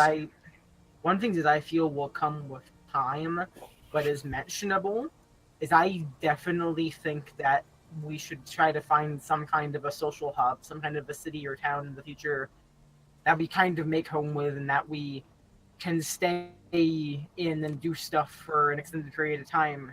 Because when it comes down to it, Vernon as a character is not familiar with small towns and will get bored very easily. Like I kind of need that big city of adventure and shops and stuff like that where I can go, okay, I go to the blacksmith and then I fight in this tournament or whatever. It can't just be like, okay, what do you do? I gamble and I drink. What do you do? I buy a horse. What do you do? I stare at the wall. What do you do? I climb rooftops and stare at the rooftops. It can't be like that for me. Yeah, that was pretty bad. Like, what do you do? I gamble, because there's literally nothing else that I can do at this point. Martha, half the reason Martha did all the stuff with Conrad was because so many things were disconnected from her. She's like, okay, I might as well play dating sim. Yeah, so I just want to make sure, but everyone so far, you kind of agree, I bring in this new character, it sort of just ties everything together. Yeah, I like the sound. Sure. A lot. Because it brings in the magic, brings in the ties to the strong magic too, because it's the Arcanum. They've got everything, I'm guessing everything, if not almost everything, from beyond 4th level. Probably have their own magic items. I mean, like Dylan was saying with my first character, my wizard character, essentially he told me that when I get spells beyond a certain level and they'll work it out at the time, you're eventually not going to learn spells naturally anymore. You're going to have to go and buy things from the Arcana, and you're going to have to prove yourself, and they will not give you magic if they don't feel that you're worthy. Right, Essentially, or at least find like a mentor, because like in the other group that's a little more connected with the Arcanum, he found a mentor, and it was like good role play and stuff, and so he had like journals or whatever that, you know, he's like, hey, I want to learn this certain spell, and there was only like a few that I'm like, that's like a really powerful spell. It makes sense that you wouldn't just wake up one day and know it. So especially if it's only been again a couple of days. So I was like, yeah, okay. So he got with that mentor, and he like borrowed his journal and researched it, whatever, and like that was a good relationship that made sense. So and like it doesn't have to be like you go and spend all your resources to get your spells, because that's not really what I'm getting at. I just want the sort of the return of the mystique, I guess, of magic. And the next, like, what I wanted. the next, if I do end up playing a wizard again in this campaign, I plan on it being a very roleplay centered, like heavy, like getting spell materials from people, learning spells from people, like describing and doing complex rituals. Like that's what I want. I want a really roleplay centered, complex wizard. And I wanted to do that when I tried playing wizard in Nick's campaign, but the kind of roleplay dynamic of the group did not really work very well with that, and I felt I was stealing time and attention from other players, so I stopped. I am always worried I spend too much time. That's why I always did my best to keep Martha's interaction short, even though it didn't work some of the times. I think I'm still, because this campaign was the second campaign I played of D&D ever. I have learned a lot from those beginning bits, and I do my best to be as fun but efficient as possible. Dylan can quote me on this. I do a lot of lists and a lot of downtime getting stuff set up, so I don't take too much time. Yeah. Mm-hmm. And I personally, like, I realize that maybe you're a little self-conscious of that, but I think that, at least with Martha anyway, that you're a good role player, and I think it pretty much added to the game. While there might be some times when, like, say, shopping episodes can get a bit tedious, and I would probably rather do that after the session when we can. Sometimes it's hard to avoid it. Yeah. Because if somebody's like, I'm bored, and I want to go to the shop to get the thing, I'm like, okay, you go to the shop to get the thing. And I think I've realized, playing with you guys, that, yeah, some of it is me. We don't have to roleplay every single thing. But if it's some place like your blacksmith, where you might spend a lot of time, I like to have that first impression where, like, you just meet them, and then after that. So I like shop roleplay. I like shop roleplay a lot. And also, I feel like Martha having the whole roleplay dynamic and like having NPCs that are really important to her was actually a really good thing for the group, because it established and set the bar for the roleplay of the group. I feel like having Martha there to be like a super RP heavy character made us want to roleplay more. Because that's kind of what happened with Vernon, is I really did not know what direction to take him in. And then when Martha started talking a lot and other people started talking a lot, I went, okay, balls to the wall. Vernon is taking up a kind of leadership position. There's nobody else here who knows what they're doing. I'm going to do something. I agree. I think that had a huge influence on the way everybody else was role playing. Totally agree. Oh, you're so nice. But you definitely inspired the rest of the group to roleplay at a different level than we had started. And that's because I've mentioned this before. I'm a writer. I came, I think, from a different background than a lot of people. I live for writing. I love making characters. They're like my babies, and that's both a good thing, and as Dylan can say, like yesterday, sometimes bad, because if someone tries to take something I put that much soul and effort into away, get kind of rabid. like that's one of the things about me and you, Destiny, that actually makes us a lot more connected and like similar than I realized at first. Is we're both writers. My characters are my babies. I made them from my own flesh and blood. We are both writers with basically destructive levels of Asperger's. And we both kind of have a similar mentality towards things, but for me, it's less my characters, my babies, and like I'm not generally super emotional about characters. But when I create a character, I want that character to be accomplished. I've noticed something weird do about what they myself. want. I have more empathy towards fictional characters in movies and writing and role-playing than I do actual people. And I think that's part of the autism, because I can connect to them more because I have a say in what's going on. I feel like most of the stuff I've learned is from fictional characters and how they act instead of actual people. Because I was homeschooled most of my life, went to a Christian school for all of elementary, then pretty much homeschooled, then got a GED. The only actual people I know are my parents. I have not had an actual friend since like 3rd grade. Well, until now. And apparently that's very depressing. I pretty much agree with everything that you're saying and can relate.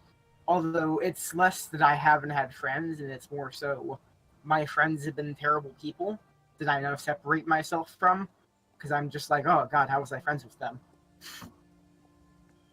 I was so desperate for friends. I used to give money in games to basically everyone in an attempt to become friends, and when they didn't stay around, I got really bummed out. Like, for Damn me, it, I missed out. Like, for me, when I had a lot of really terrible friends who were really bad influences on me, and basically, eventually, I realized I was becoming more toxic as a person because of it. And then when I started trying to kind of be different than them and kind of go against the grain and try to have an influence on them, honestly, for the better, they took it as defiance. And they kicked me out. Remember when I was in middle school and I joined Tumblr, that was some of the worst moments of my life, because I could easily be swayed into both sides of the argument. Like, one post I'd be siding with one side, and then I'd be siding with the other, and I'm like, I don't know. I'm like those pigs in Animal Farm where they just agree with the last person who talked. Yeah, and like, for me, it's interesting because I kind of regret like losing a lot of my friends and a lot of the stuff that's happened to me over like the past year. But also, if I had not basically had to totally dissociate from my social group, I wouldn't have started playing D&D, wouldn't have met any of you people, and would basically be a regressed person compared to what I am now. Like, I can say with for that pretty much utmost certainty, Swarm is one of the first real friends I've had in a long time. Yes. like for me, like basically my group rejected me basically, and then I kind of made some friends for some other games, and then I went on Roll20, and I was like, I've been wanting to play D&D forever. That old group did not want to play it, didn't interest them. I'm going to try and find the game, and that got me in contact with Dylan. But at the end of this, I met Nick, started playing in his game, started trying to DM my own games, and it's kind of just been a huge cycle of development. To be fair, I experiment with stuff. I usually just throw a whole bunch of variables together in a crash and burn Soviet universe sense. And I can appreciate it, and I can appreciate that for what it is, but it is a destructive approach to DMing. Very destructive. Yeah, but I don't think there's any like. Sorry, go ahead. I was gonna say, I don't think there's any like my fun is better than your fun or whatever. Like, Oh, I yeah. think it's all good, right, when it comes to like tabletop and stuff. Yeah. But I think I'm better as a DM's pet than an actual DM because I That's like making something that lore. I like absolutely agree making with. worlds.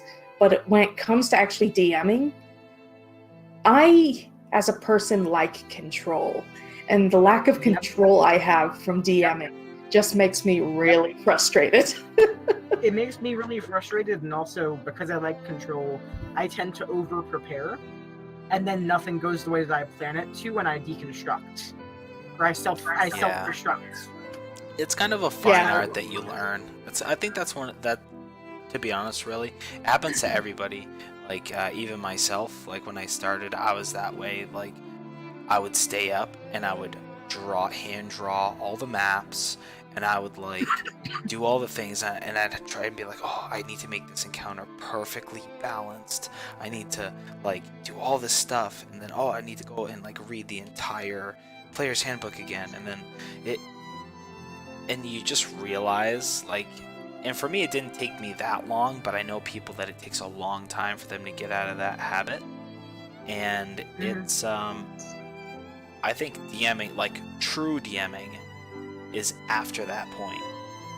It's finding the way to ride right in the middle, right in that cozy spot between control and chaos. Because like that's one of the things that I feel like Nick does very well, is that Nick doesn't prepare. He I does, I just literally go, hi guys, welcome to today's session, and let's start with this, and I just like you play off your players, and that's a very refined skill that I realize you're getting, and it makes me proud and happy because we've had sessions where Nick has basically said like less than 100 words. He basically goes, all right, you're here, this happens. The characters go off on their own tangent and they do all this shit, and then eventually Nick's just like, all right, you're setting the town on fire and killing the civilians or whatever is going on. What happens next? Like, it's controlled chaos where Nick is basically like, okay, you guys are players in this town. This happens. What do you do? And then he never speaks for like an hour. I'm just gonna throw you on the spotlight, let you go for it. I'm not gonna say a thing, except maybe for rolling stuff. It is 9 o'clock. Oh yeah. We should probably talk about characters. we always go on tangent. Yes. I was expecting you guys would do that when I left. Or start on that. Well, So- no, we have to think of backstories. So Eldrin 2.0. Not gonna be named. His Eldrin. name is Aldrin. That name is gone now. That name is not in the 9 hells. I'll let you do whatever you want with it. Hopefully, bring him back as kind of like an evil something. Okay, later on. so Aldrin. Aldrin. Yeah, that works. No, Aldrin, Aldrin is a Nerdle. Just use the 4th edition race. Just call him Eldrin. Nerdle is a warlock of the what's the name of infernal warlock. Yeah, I just realized He the was killed Eldrin and was backwards resurrected by demons. is Nerdle. Nerdle. I like that a lot. Nerdle. It's like a shitty Pokemon. Nerdle. Go, Nerdle, I choose you. So your next character is going to be Nerdle, the noble who was killed and then resurrected by demons, right? The lizard folk I had No, it's I'm be playing peasant. was named Nerlick, and I think that is the stupidest name, and I love it. I like Granted, I'm you can't tell them the name without letting them know why. It is draconic. It's a mixture of draconic words for basically ugly hide. due to the fact her face is messed up. Which is cool. I like That's that. cool. I'm not using Nerdle, and I'm not being a dwarf or a halfling. Dylan can use it as an NPC. I'm going to use a different.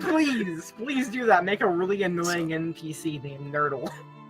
But yeah, Dylan, do you know how to import characters from the vault to the game? Okay, yeah. Go. It should say that, like, you could import the character that is in your character vault.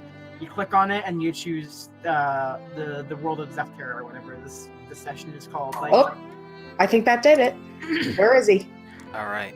Where's my boy? Somewhere. There he is. There he is. He's at the bottom. My handsome boy. My perfect boy. Is everyone gonna be level 8? Yes. Yep. Right. Yeah,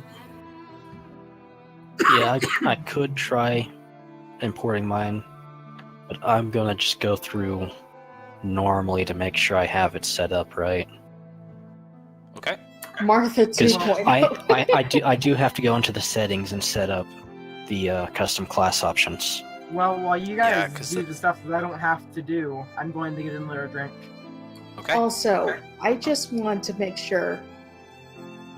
I think we had this discussion before, but what movie rating is this game? Because Octavius is an entertainer with quotes around it. This is like oh geez.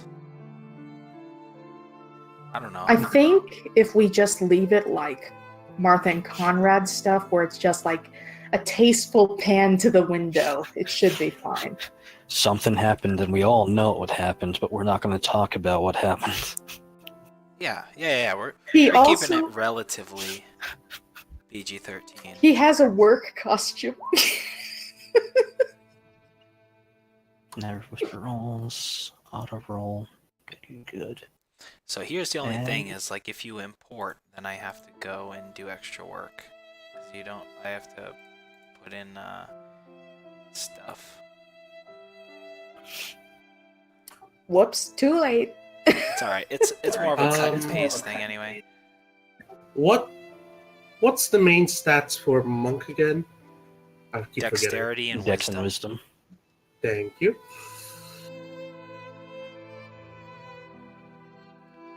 Alright. So, I just yeah, realized you you should probably also move that cart down to Martha's stuff, or just delete it, probably. In fact, let's just delete it. I'll do that. okay. I don't think I can delete it. Never mind. No, I got it. I'll delete it.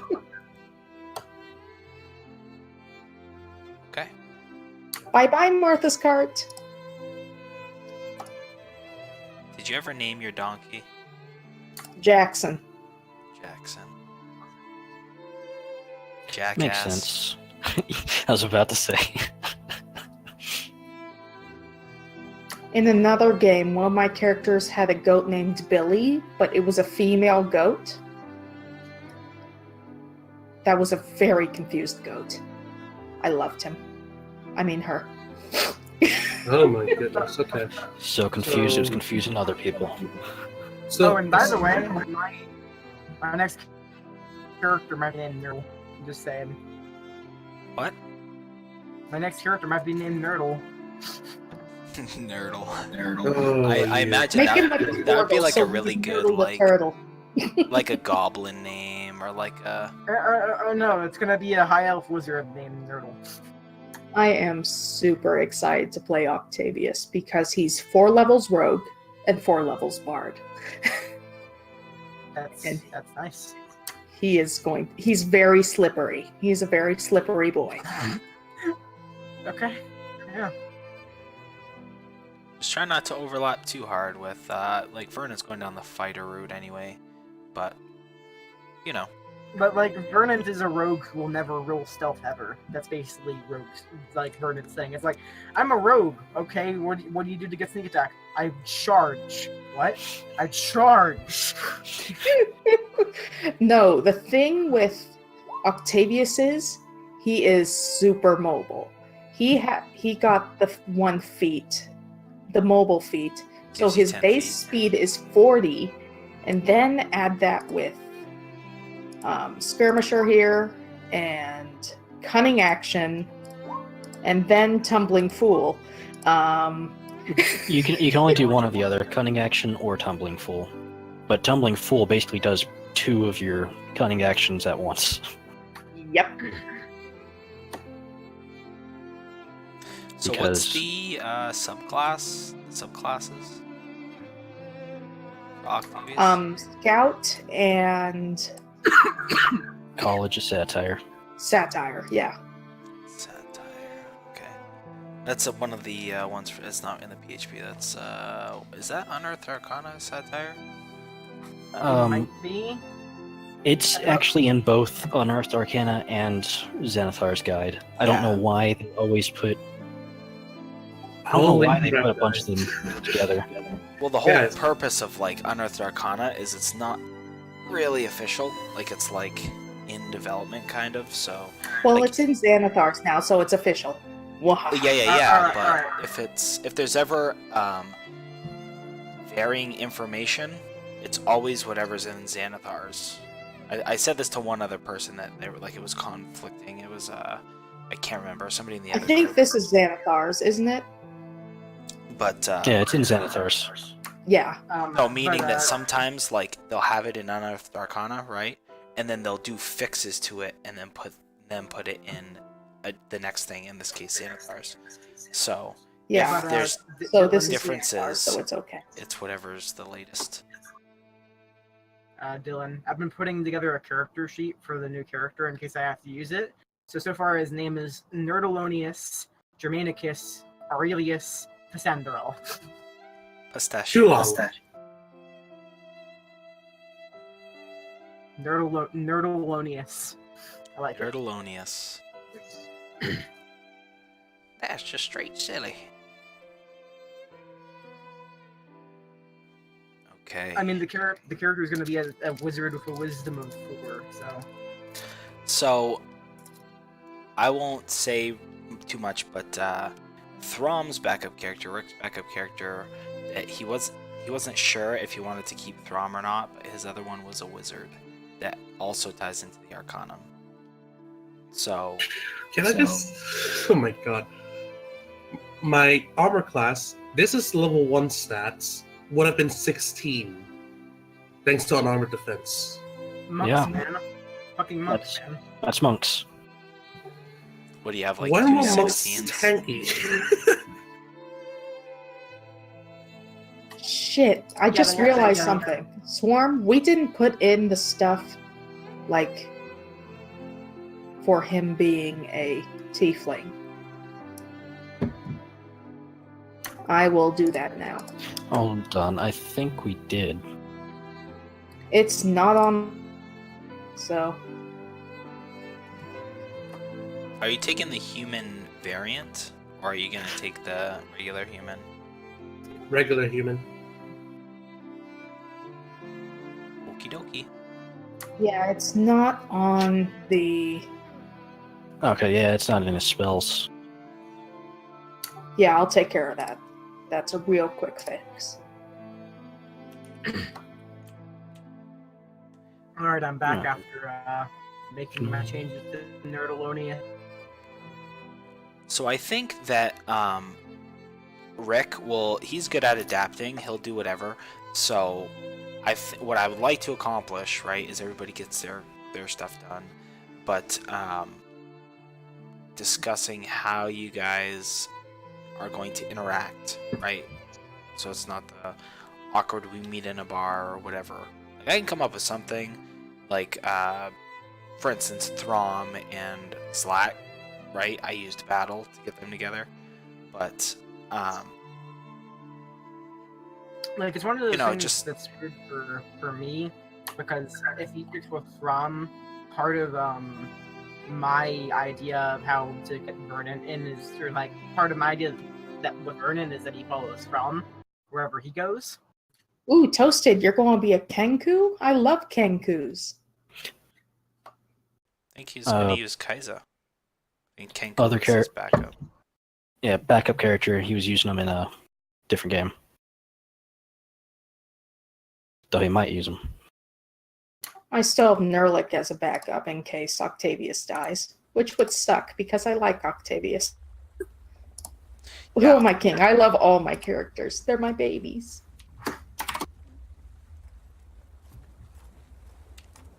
So, Dylan, do you approve of the Way of the Sun Soul monastic tradition, Way of which the is part of Sun. Xanathar's? Yeah. Xanathar's guide to everything, apparently. Anything Um, that's in Wizards of the Coast stuff, I'm fine with. It's just if there's ever multiple iterations of the same thing, sometimes they make fixes. So whatever's the most recent is usually like my I rule. don't know what's the most recent thing for Way of the Sun Soul, but I assume the Xanath- wiki is up there. Xanathar's is the last. Well, technically not the last now that Mordenkainen's Book of Foes, Tome of Foes came out. But anyway, regardless, yeah, go with Xanathar's. Yep. So So it's smartest. Nick, it's interesting how literally every time we do an unprecedented game in this session, at least one player from the other game asks, "Hey, can we play a game tonight?" And then every time we do an unprecedented session in the other game, somebody from this game is like, "Hey, can we do another game tonight?" Everyone bailed on Wednesday night / Thursday morning. I don't know why. So Oh yeah, yeah. I mean, graduation was the next day, which is plausible for some of us, but literally, the main people who showed up are the people who are graduating the next day, which doesn't make any sense to me. Oh, speaking of, I forget, did I brag about this before? When I did my test, I got a perfect 100 on literature, which I think is really cool. Congrats.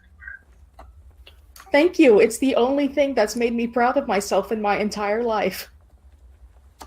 And there's the sad music. that's actually a pretty good achievement because, believe it or not, most people in the U.S. and I say this with some facts, some of them can't even say something very basic in English. I'm like, what the hell, guys? It's your main language.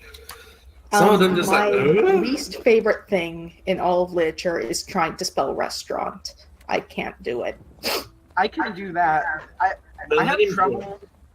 I hate the word necessarily because I almost always spell it wrong. I hate prestidigitation, even though I just said it well.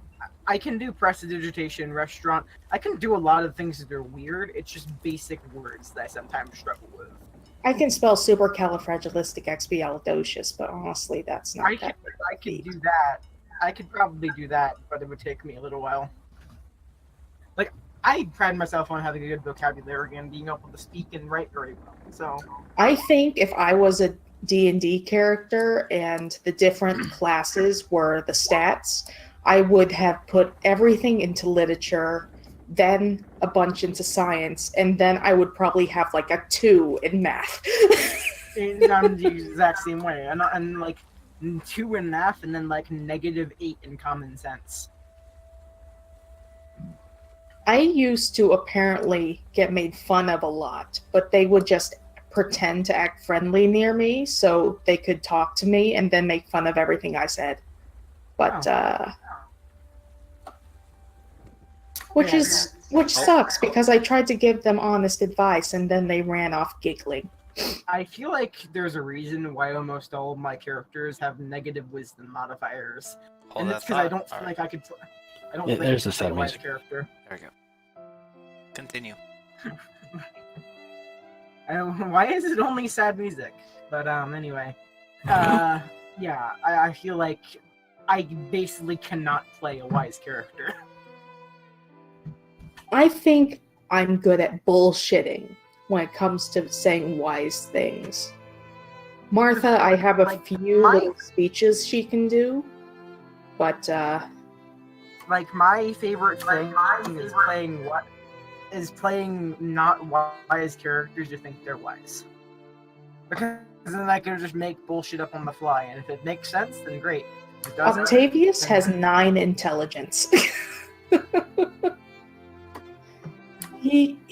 He's sort of wise, he's very charismatic, but he's dumb as shit. He probably can't count over 100.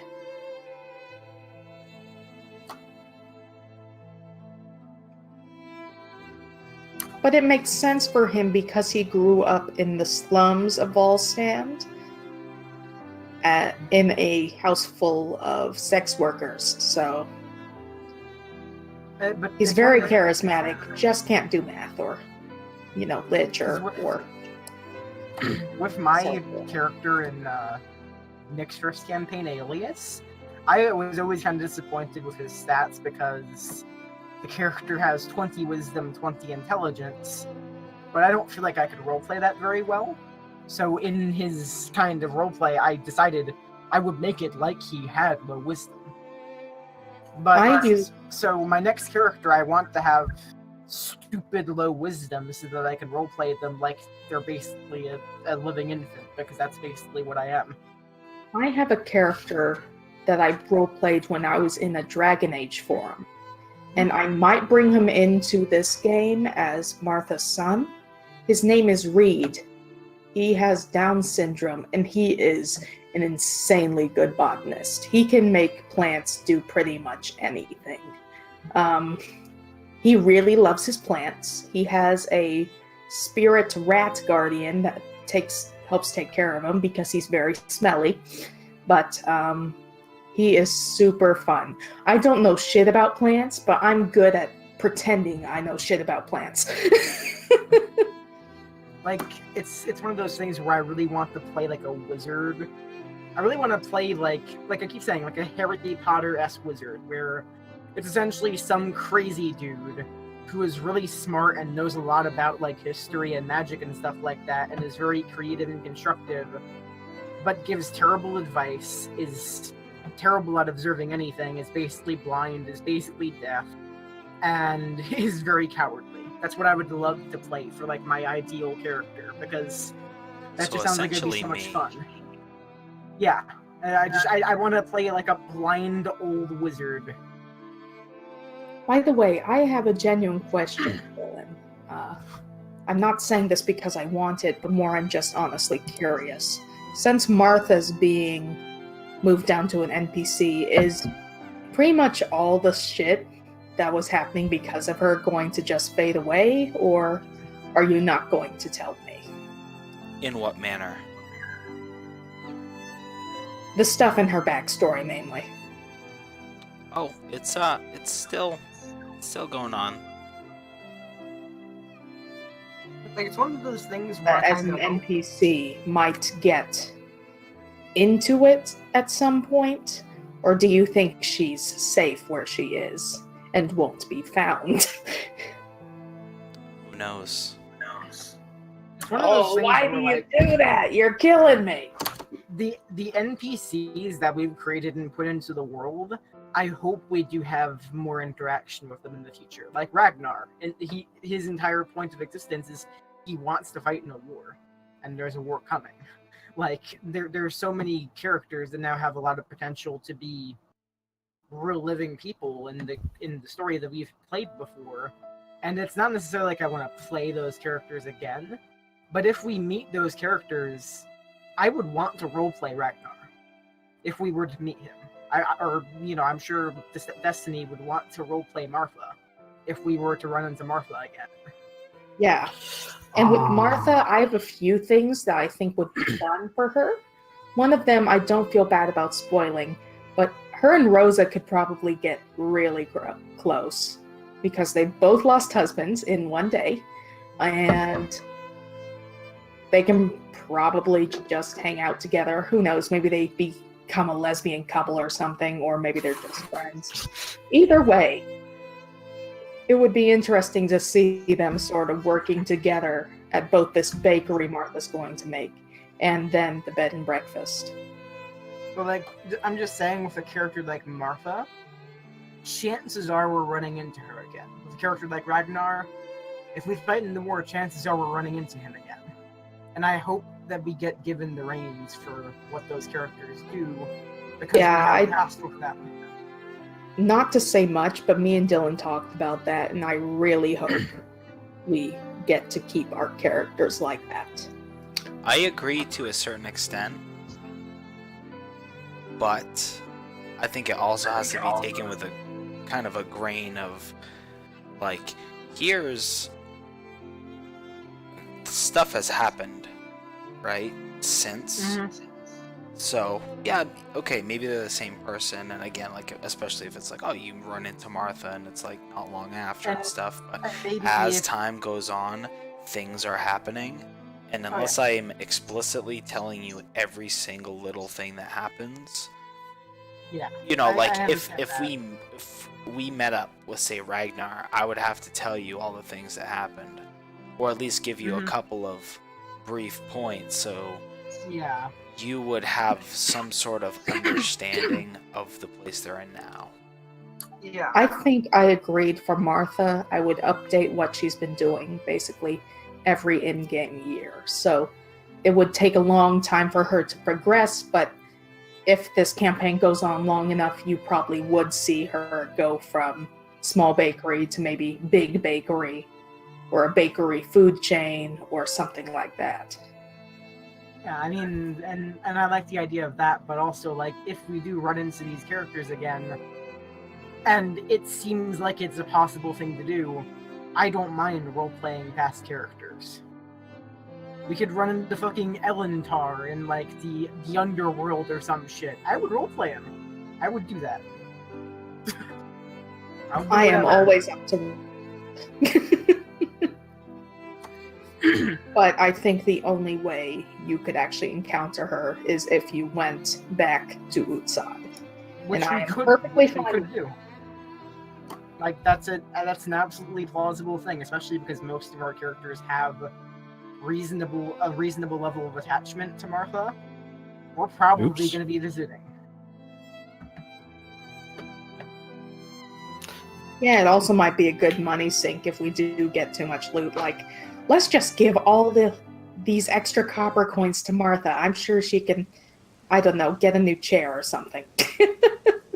12. It would also be interesting to, whenever you stop by Martha, just see her kid grow up. I think that would be neat. That could actually be interesting as well. Absolutely. But yeah, as for the characters now, I love my persuasion. should we try and explain what Octavius and Porin are doing Let me get and go his from there? let me get his character sheet set up first, because I have to, since it's not in the compendium or anything, I have to type a lot of this stuff out. Oh shit, did Octavius's non-compendium stuff not go over? No, since it was typed in, it should be good. Let me see. Longstrider, Disguise Self, Healing Word, Thunderwave, Plus Rebuke, Attack Bots, Darkness. I think, yeah, he's good.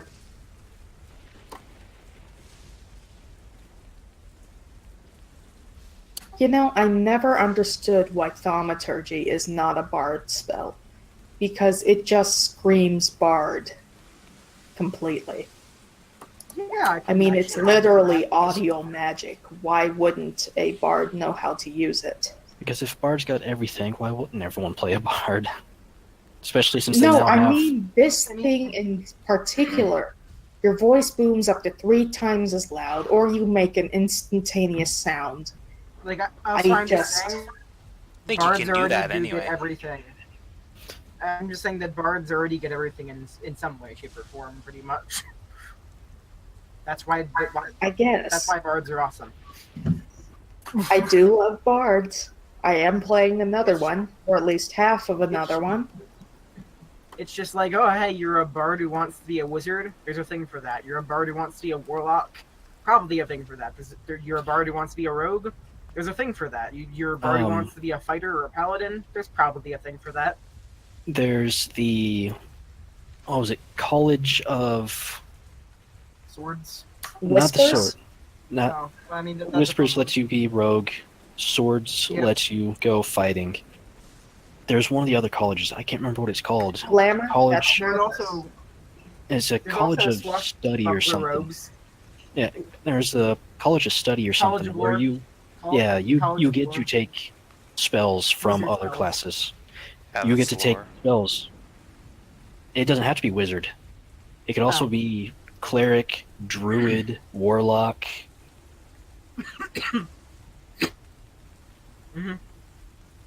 I just love bards, okay? And I get super bummed when DMs are like, "Oh, I hate bards. I'll never let one be in my game." And I'm like, "Why do you hate I- fun?" Didn't I you just love say this is bards. only your Oh. second campaign? Just played in other campaigns. Yeah, I have other campaigns. I have no life, remember? I'm a dependent. And D&D is literally my only means of talking with the outside world. I feel like she meant that like this is her only like long-term campaign that's gone on this long, and is this? No, this is my second campaign ever. This is the And second one she's joined.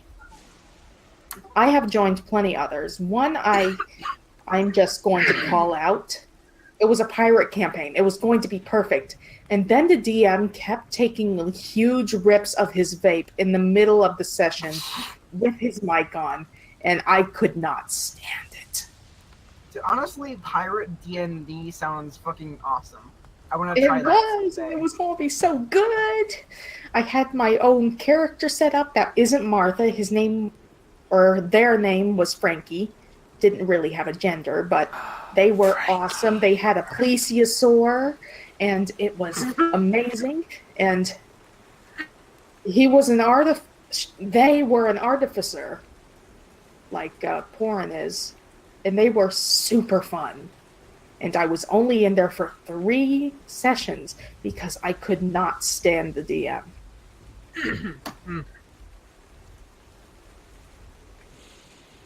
Good to know. I was trying to figure out why there was a minus on one of my attacks. I was like, there shouldn't be a -1 there. It's because of my default strength.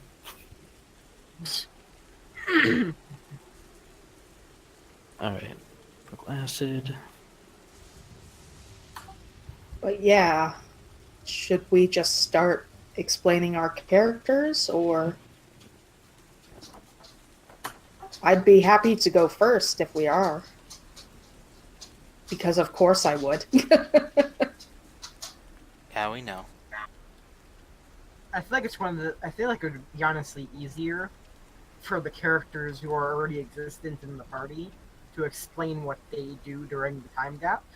But the thing is that we don't have all the players who still have characters in the party. Yeah, was we the whole are point, missing. right? Yeah. It's just like, oh yeah, I'm gonna probably stick with From. From isn't here. Fuck, what happens then? Well, I don't even know if Should we- he's going to continue with Throm or if he's going to continue Yeah. with his backup. Because that Which could complicate things a lot for me. I'm not saying this because I just want to get it over with, but if Throm's not here, should we might as well just get Martha's stuff out of the way?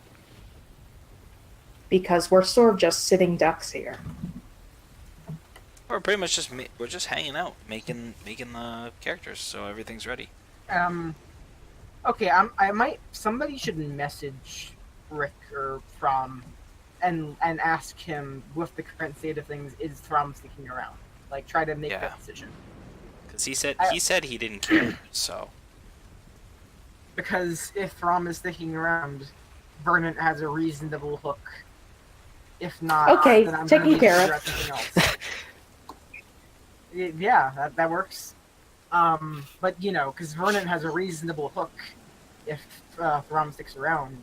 If not, then I'm gonna need to figure out something else for him. And Octavius's hook, I think. Sorry, go ahead.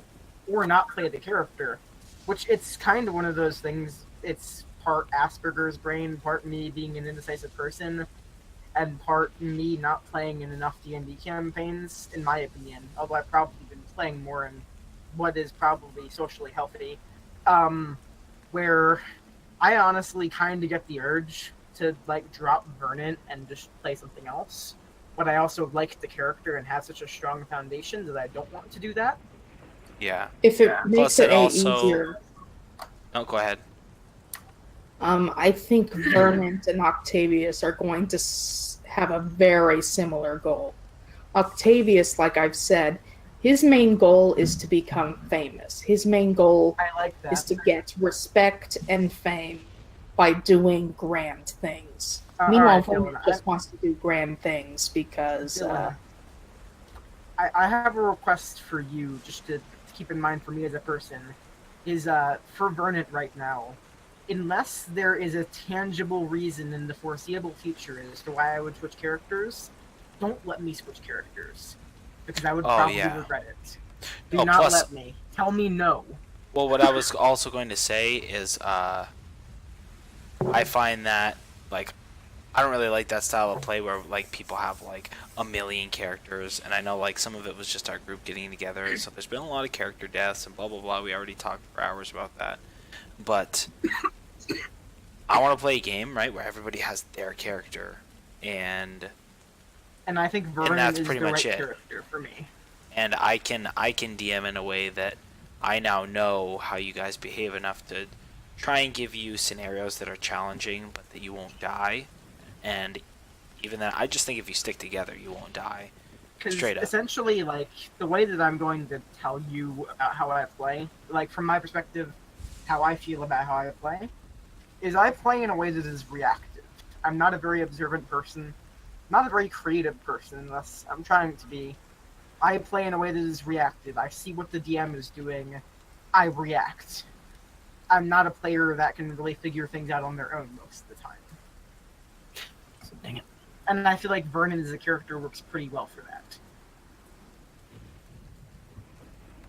As a player, Meanwhile, I am reactive. sorry, go ahead. No, Meanwhile, for me, I think I'm too creative sometimes. I think I go a little over the top. And I know it's a flaw.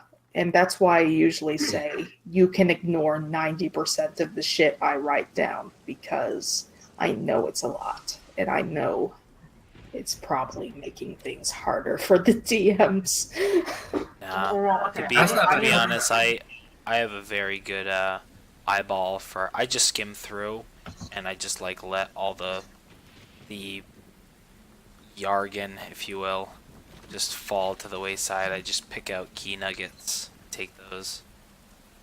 Yeah, and I'm perfectly fine for that. I've told every DM that I've used Martha for, and I do this one so she doesn't get stale, so it doesn't feel like I'm playing the same game, and two, to give the DM some freedom. Everything beyond that first page is completely optional. You Right. can change it, rearrange it, get rid of it. I don't care. It's there for you to play with. But, It like, also one of depends too, like how some DMs, like, I know for me, I think I've said this before. If you had told me that you played Martha in another game, I would have said no, you can't use her. Because I like to cut that cord of like, no, this is a new thing. Like, this is our thing.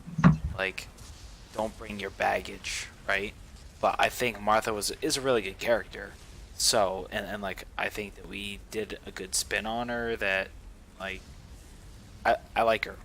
But I know me as a My DM, main like, I thing normally is- don't allow that. It's like, if they're like, oh, I had this character that I really loved and I like to play, and it's like, if it's a one shot or like just things didn't work out and like you made a character and it just, like, I think that's one thing. But if it's like, for me, something that like, oh, I played this character in a bunch of games, or I've played this character in the past, I usually like to be like, let's do something new, you know?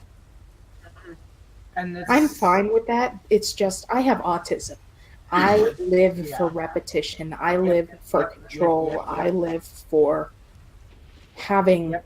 a base. And Martha is in many ways a rock. I have plenty of characters, but she is my go-to because I have everything for her sorted out. I know how to roleplay her, and I can do it well.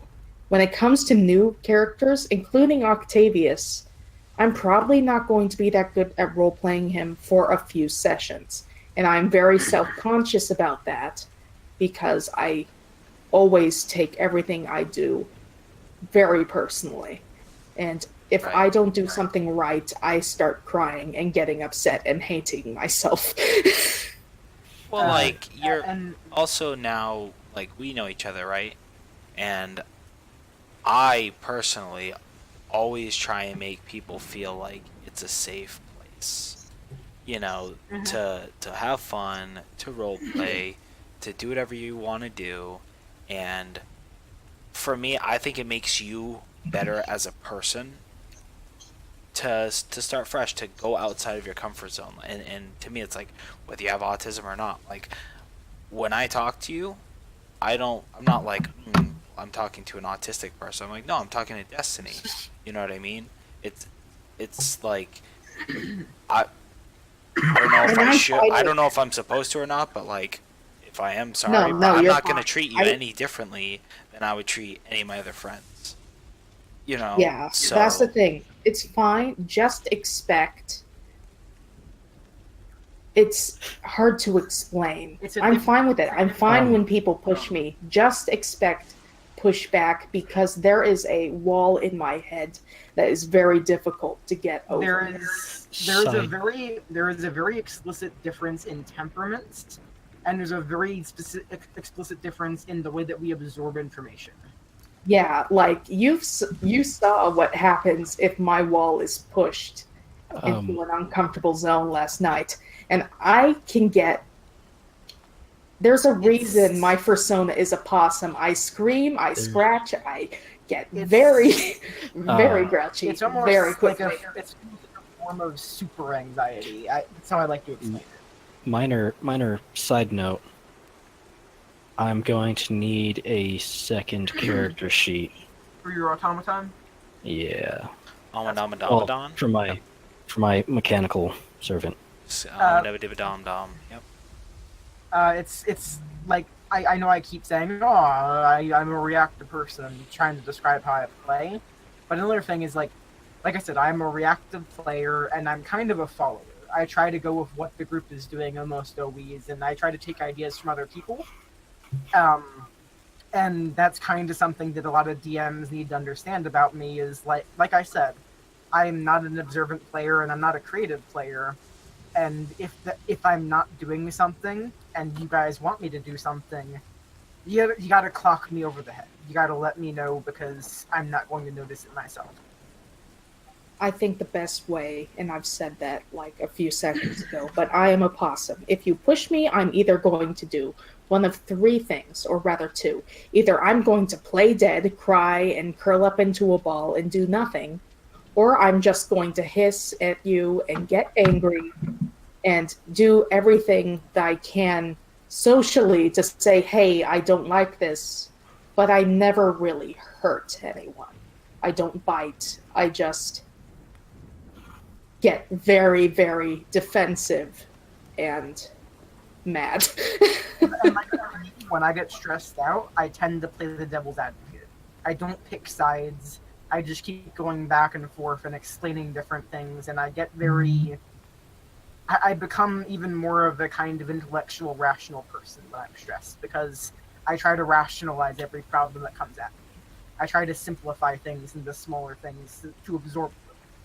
I have been known to be very painfully blunt, and I tend to put people that most people would say as above them on an equal ground. I've had people shocked about how I talk to my parents because I see them as equals, not as someone above me. And I speak to them as equals, and apparently that's not normal. It's not normal to tell your parents to shut up, or that they're being abhorrent or acting like toddlers because they've been arguing over soap for like 20 minutes. And then I will be the I kind of see person- something, I state how I feel. And that gets me in a lot of trouble. And Very. then I will be the kind of person to go up, be blunt, and go, hey, why is this happening?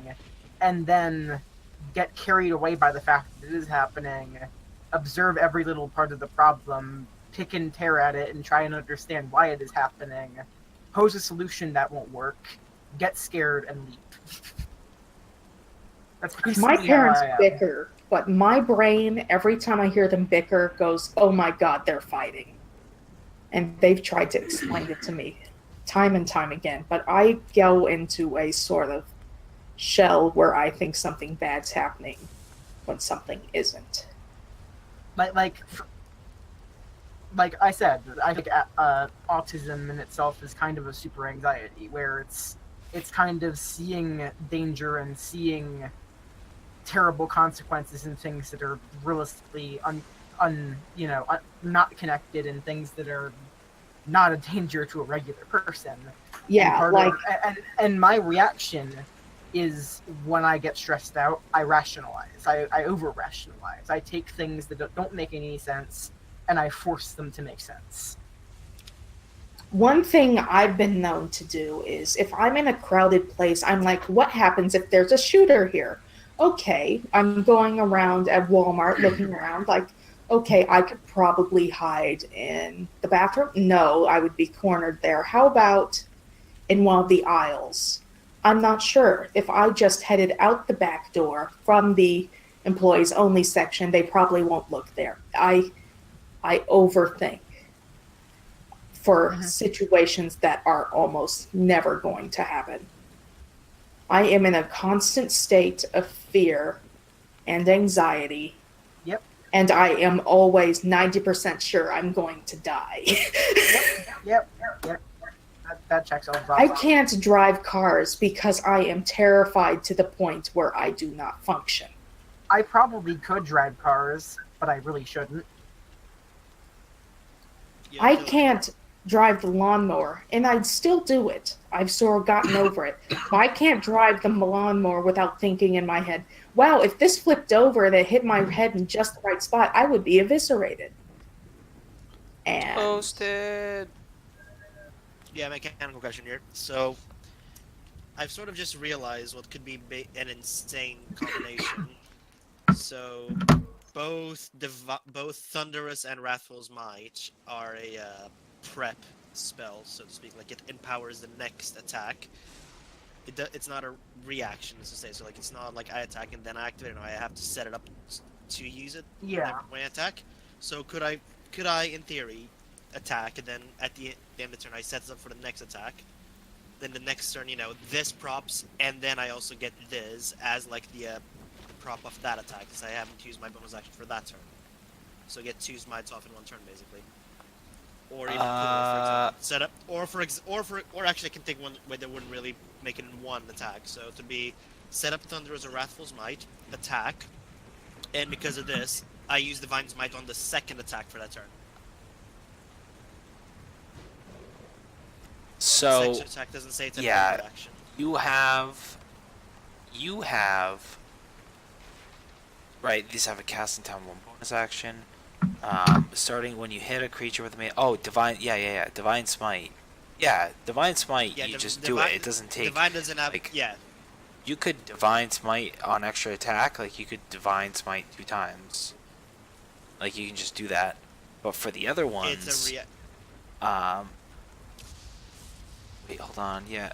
You just expend a that, spell that slot. example, So not a very good example mechanically, but Divine Smite is almost like a sneak attack, or like or sorcery points. Like it's not necessarily using an action or something to prep something. It's literally, okay, that happened. Yeah, I'm going to throw more dice on this attack. I'm going to throw more damage on there. Yeah, and what I'm asking is if I can sort of combine that with Wrathful or Thunderous, since that is prepping for the next attack. So yeah, you can do that. At the end of a turn, the next turn it preps, and then I also get Divine Smite on top of it, so I'd get like 2 smites off in one attack.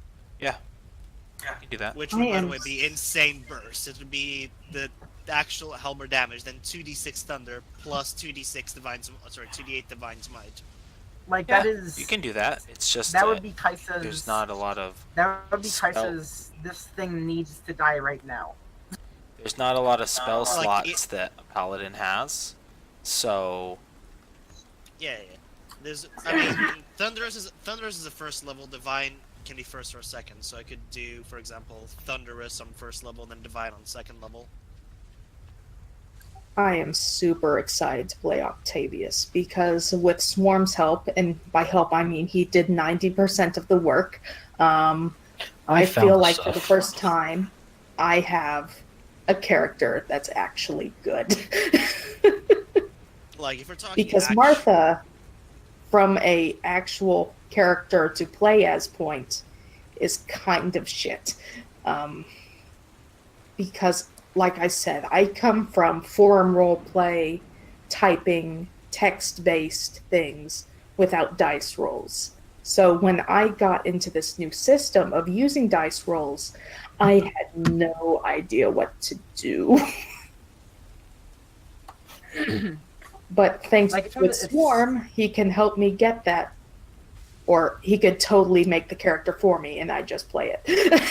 It's one of those things where learning tabletop games, especially playing something like 5e over multiple campaigns, the more and more that you understand the mechanics of it, and like it kind of being like riding a bike where you just learn and understand it, the more and more things you can do with it, and then like I don't know, because I feel like my understanding of 5e 6 months ago as compared to my understanding right now, I'm honestly confident homebrewing my own world.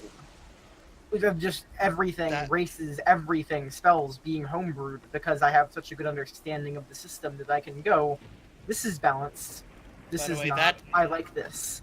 Yeah, by the way, that is the amount of burst I could put down in one turn. Like, if Kaiser decides this fucker needs to die right now. That is 2 attacks with my halberd. Like, that is 34 damage, I think, no, 33 rather, in one turn. That's pretty good for level 8. Yeah, because that's two attacks with my halberd. That has the magic weapon buff on it for my spells, with both Divine and Thunderous Smite, with Divine Smite being at 2nd level. Just from like a mechanical standpoint, that's like a level 12 fighter damage output in the level 8 paladin. It is a one-turn burst thing that has to expend a total of 3 spells. A lot. So effectively. And that's most because it's magic weapon. Then it's a level 1. It's 2 spell slots. It's a 1 level 1 spell slot for Thundering Smite, and then 2 level 2 spell slots. 1 for Divine. Also, for magic weapon. One thing that I plan on getting later is I plan on getting the champion fighter archetype, which the first thing is I think improved critical, which makes my crit chance 19 and 20, essentially increasing my crit chance by a pretty significant amount. So hold on, this is how much damage I would do with a crit. Add all add those together though. Yeah. My sneak attack and my rapier damage twice. And then if I wanted to, I could do an action surge to get 1 more rapier attack. See, and here's the fun part for my character, because he's not just an artificer, he's the alchemist specialization. I didn't go the tinker. Yeah. So that sounds super fun. So yeah, there we go. 3 1s and a 2. Alchemical acid. Oh jeez. Yeah. Artificers. All yeah, of my attacks. I know Kaiser doesn't have a whole lot of spell slots, but that's kind of what I like. It's the fact that he has that it's more about the potential rather than the consistency of it. You know, like he has a potential to do this crazy combo, this crazy burst. Like he has all this potential, but it's very limited. Like it's a very limited potential, if that makes sense. Like, hang on, let me see what max damage is. So 2 quarters. Hold on. It kind of makes sense for Kaisa as basically this death paladin to have those abilities to do that in one turn and basically eventually just go, okay, this person is defying death. You're cheating death. I'm going to make you die now. Dude, I'm going to prepare everything physically within my power to make you die. Yeah, that's kind of what I like. Like he's got a lot. Like again, it's a lot of potential. He can, he's got a lot of battle things. He's got all these damage abilities, but also he's got a lot of useful for roleplay and situational things. Like this. How long has it been since I stopped talking? Because I think I just went into a trance where I was just running my teeth over my thumb so I could hear it squeak. Couple minutes. Whoops. The only thing I'm kind of worried about for playing this character, almost all my attacks are all or nothing. And it's not even me getting to attack, it's them saving against me. But I also don't have attack spells. That's the big thing, is that artificers are not built for combat. Yeah. But I also only have support spells. It's like I don't have a spell for. If You're it gets down to. essentially. Yeah, you're I'm saying if it gets down to a point where I am having to fight, I am dead. Essentially, I am in you're huge the, trouble. Essentially, you're the utility half of a wizard and the utility half of a bard, chopped, put together, and then they give you some crafting skills, and then they give you like a sword, and they go, all right, do the thing, and then you go, I don't know how to use a sword, and then they go, I don't care, use your wizard stuff. I don't have any attack spells. Good. Seriously. I mean, you have Throm and Kaiser to fucking just pulverize people. And then, Yeah. and like, one thing that I was trying to say earlier is the entire idea behind Vernant in the Battle of the Lady of the Woods, seeing Prom charge off and seeing people go down, was basically, from a metagame perspective, realizing if From is chasing her alone, she can get away. So I'm going to run at her, and I'm going to spoon as much damage as possible into her. Because I can do that. That's what Vernant does. By the way, there's no spoil nothing, but next fucking feat I'm getting is Sentinel. Oh yeah, Sentinel's awesome. Which, by the way, look at this. I love Sentinel. Look at that. Thing. So if somebody moves away from me, yeah, I can fucking bash them and then move forward and just basically keep them in my fucking Sentinel range. You know Sorry, what I'm Matt. going to miss the most about Martha? The Mantle of Inspiration. That thing was helpful all the time. Fantastic. Okay, Yeah. this is actually something really that I also think is gonna be great for Kai's like character wise like as well. Basically, he sees you as an enemy. He sees you as somebody who needs to die, somebody who's defying the Raven. You are dead. He is chasing you down. You try running away from him. He's crushing you. He sees you as a threat. He's just He's just pulverizing you in one turn. You try to run. He can mark you and chase you down with Hunter's Mark and Misty Step. Like, there is no getting away from Kaisa if he sees you as a fucking heretic, I guess is the way to put it. It's not even How necessarily is a that heretic. tradition legal for a monk to have? At 6th level, immediately after taking the attack action, you can cast Burning Hands. Yeah. Okay. That's, yeah. Yeah, it's I a mean, monk. I get to attack twice every turn, and I could use Divine Smite for both of those theoretically. I can attack So 4 times. if I had full Twice mass, with I the can quarterstaff. attack more. Once with Unarmed Strike, and once with Burning Hands. Yeah. I mean, if we're talking like full, crazy, all in here, I could set up Thunderous Smite or Wrathful Smite, whichever one, and then I could Also, use the extra curse attack. of the and then that once follow me. Yeah, Yeah, and then I can attack, like, and then I can literally attack in- twice with extra attack, and then Divine Smite with both of that. So I'd get 3 smites and 2 attacks. Nick, in 6 attacks, I think, you rolled 2 natural ones. Decent I'm just damage, dreadful so at rolling when I'm a player. Good, and hopefully it transfers over to your DMing. So, at some point, I'm hoping. Here's how it works. I If you're really- shit rolling as a player, you're good at rolling as a DM, and you get everyone killed.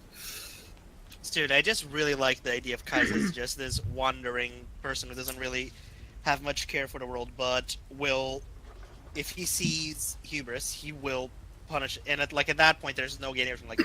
Normally, he wouldn't really give much of a fuck, but if he finds hubris, and it is done. No running away, no outfighting him. It is like you are fucked. Like if he sees you as a target, you are fucked. Oh, and also, what was I gonna say? Oh, Dylan, one thing that I recently did is I went back and I watched the, from Campaign 1 of Critical Role, I watched the Trial of the Take missions, and I watched Will Wheaton play the game. And it gave me an appreciation for my roles. What podcast did you guys watch to get you into D&D? Because I've noticed it's almost always a podcast. Critical Role, 100%. High rollers. Critical Role. I am surprisingly one of those that started with the Adventure Zone. watched a lot of Mabim Bam, and I just thought it was really fun. And I was like, oh, these guys are playing D&D. That'll be cool. And it is, I think, one of the best D&D campaigns there are. It is just super great. I love it. So Yeah, good. I didn't see any of that. Nick just kind of said, "Hey, I'm doing this thing," and kind of just dragged me into it. I asked if you want to try it. You did. You more than asked. Oh, and also the one time Nick rolled a natural 20, he rolled a 2 for the second damage roll. That always happens to me. Like that's like 1, 2, 3, 4 nat ones. You want to see me Already. make? You want to see me do something to where I always know it might hit? Boom, it might hit. Might hit. Hey, guess what? It might hit. By the way, you know what's disgusting? At level 11, my divines might always proc. Like I don't even have to spend a spell slot for it. It just always procs at level 11. I feel like I 50-50 with my attacks as far as Wow. it either doesn't hit or it does hit. There's 50% chance. It's either So yeah, it's either like 24 or it's like 2. So yeah, at level 11, I'm literally gonna get just a free 1d8 damage and everybody like bonus radiant, no matter what. Even if I don't use the spell slot, it still, gets a 1d8, and then I can actually use the spell slot to, add the bonus radiant damage on top of that. All right. That is disgusting. I level just 11, the took improved divine smite. like 22 points of ranged weapon attack damage. Yeah. Cool.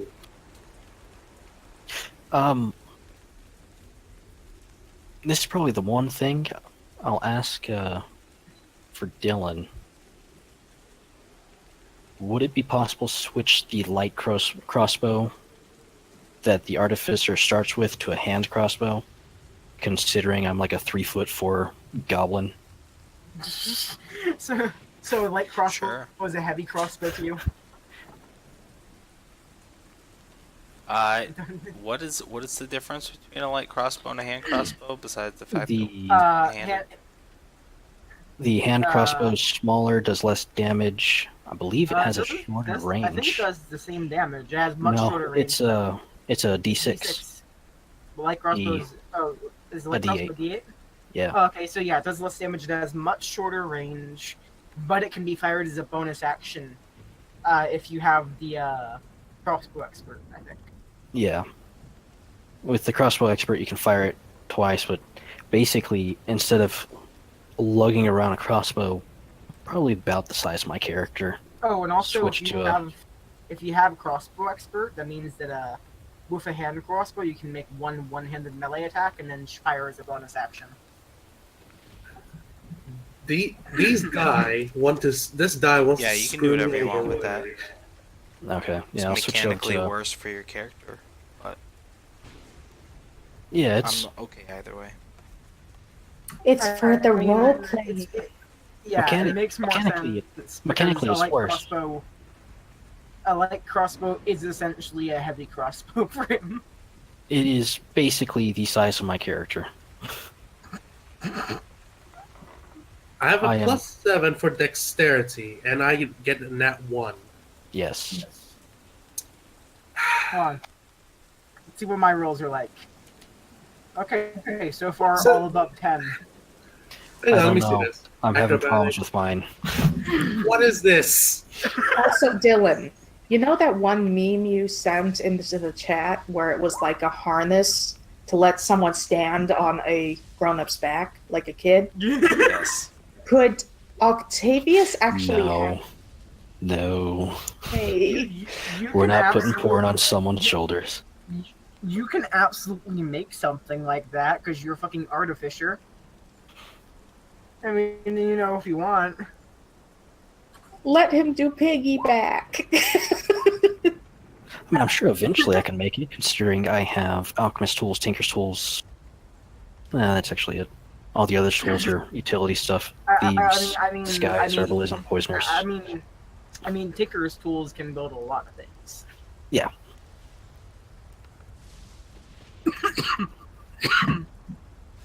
I'm not the biggest damage dealer in the world. I'm very tanky though, possibly. Oh, and also, I'm just saying, since understanding how it works, Uncanny Dodge has been saving my ass recently. It's amazing. By the way, I just noticed, if I set up Thunderous Smite, I deal 3 types of damage in one turn. Yeah. Slashing, Thunder, and Radiant. Oh my gosh, I can also Wow. deal Psychic damage if I use Wrathful Smite, which by the way is awesome, because if they fail the spell save, they are frightened until they succeed. So in theory, they could be frightened of me for the rest of the battle. I like how both the rogue and the monk have evasion. Yeah. Also, stillness of mind, no problem. Just go against the Feywild, no problem. Charmer frightened. Wow, That's usually the bulk of the Fey anyway. Man, Tony, Sushi Cat is a Tony lot yourself. harder to play than I remember. Any of you guys play Sushi Cat back in school?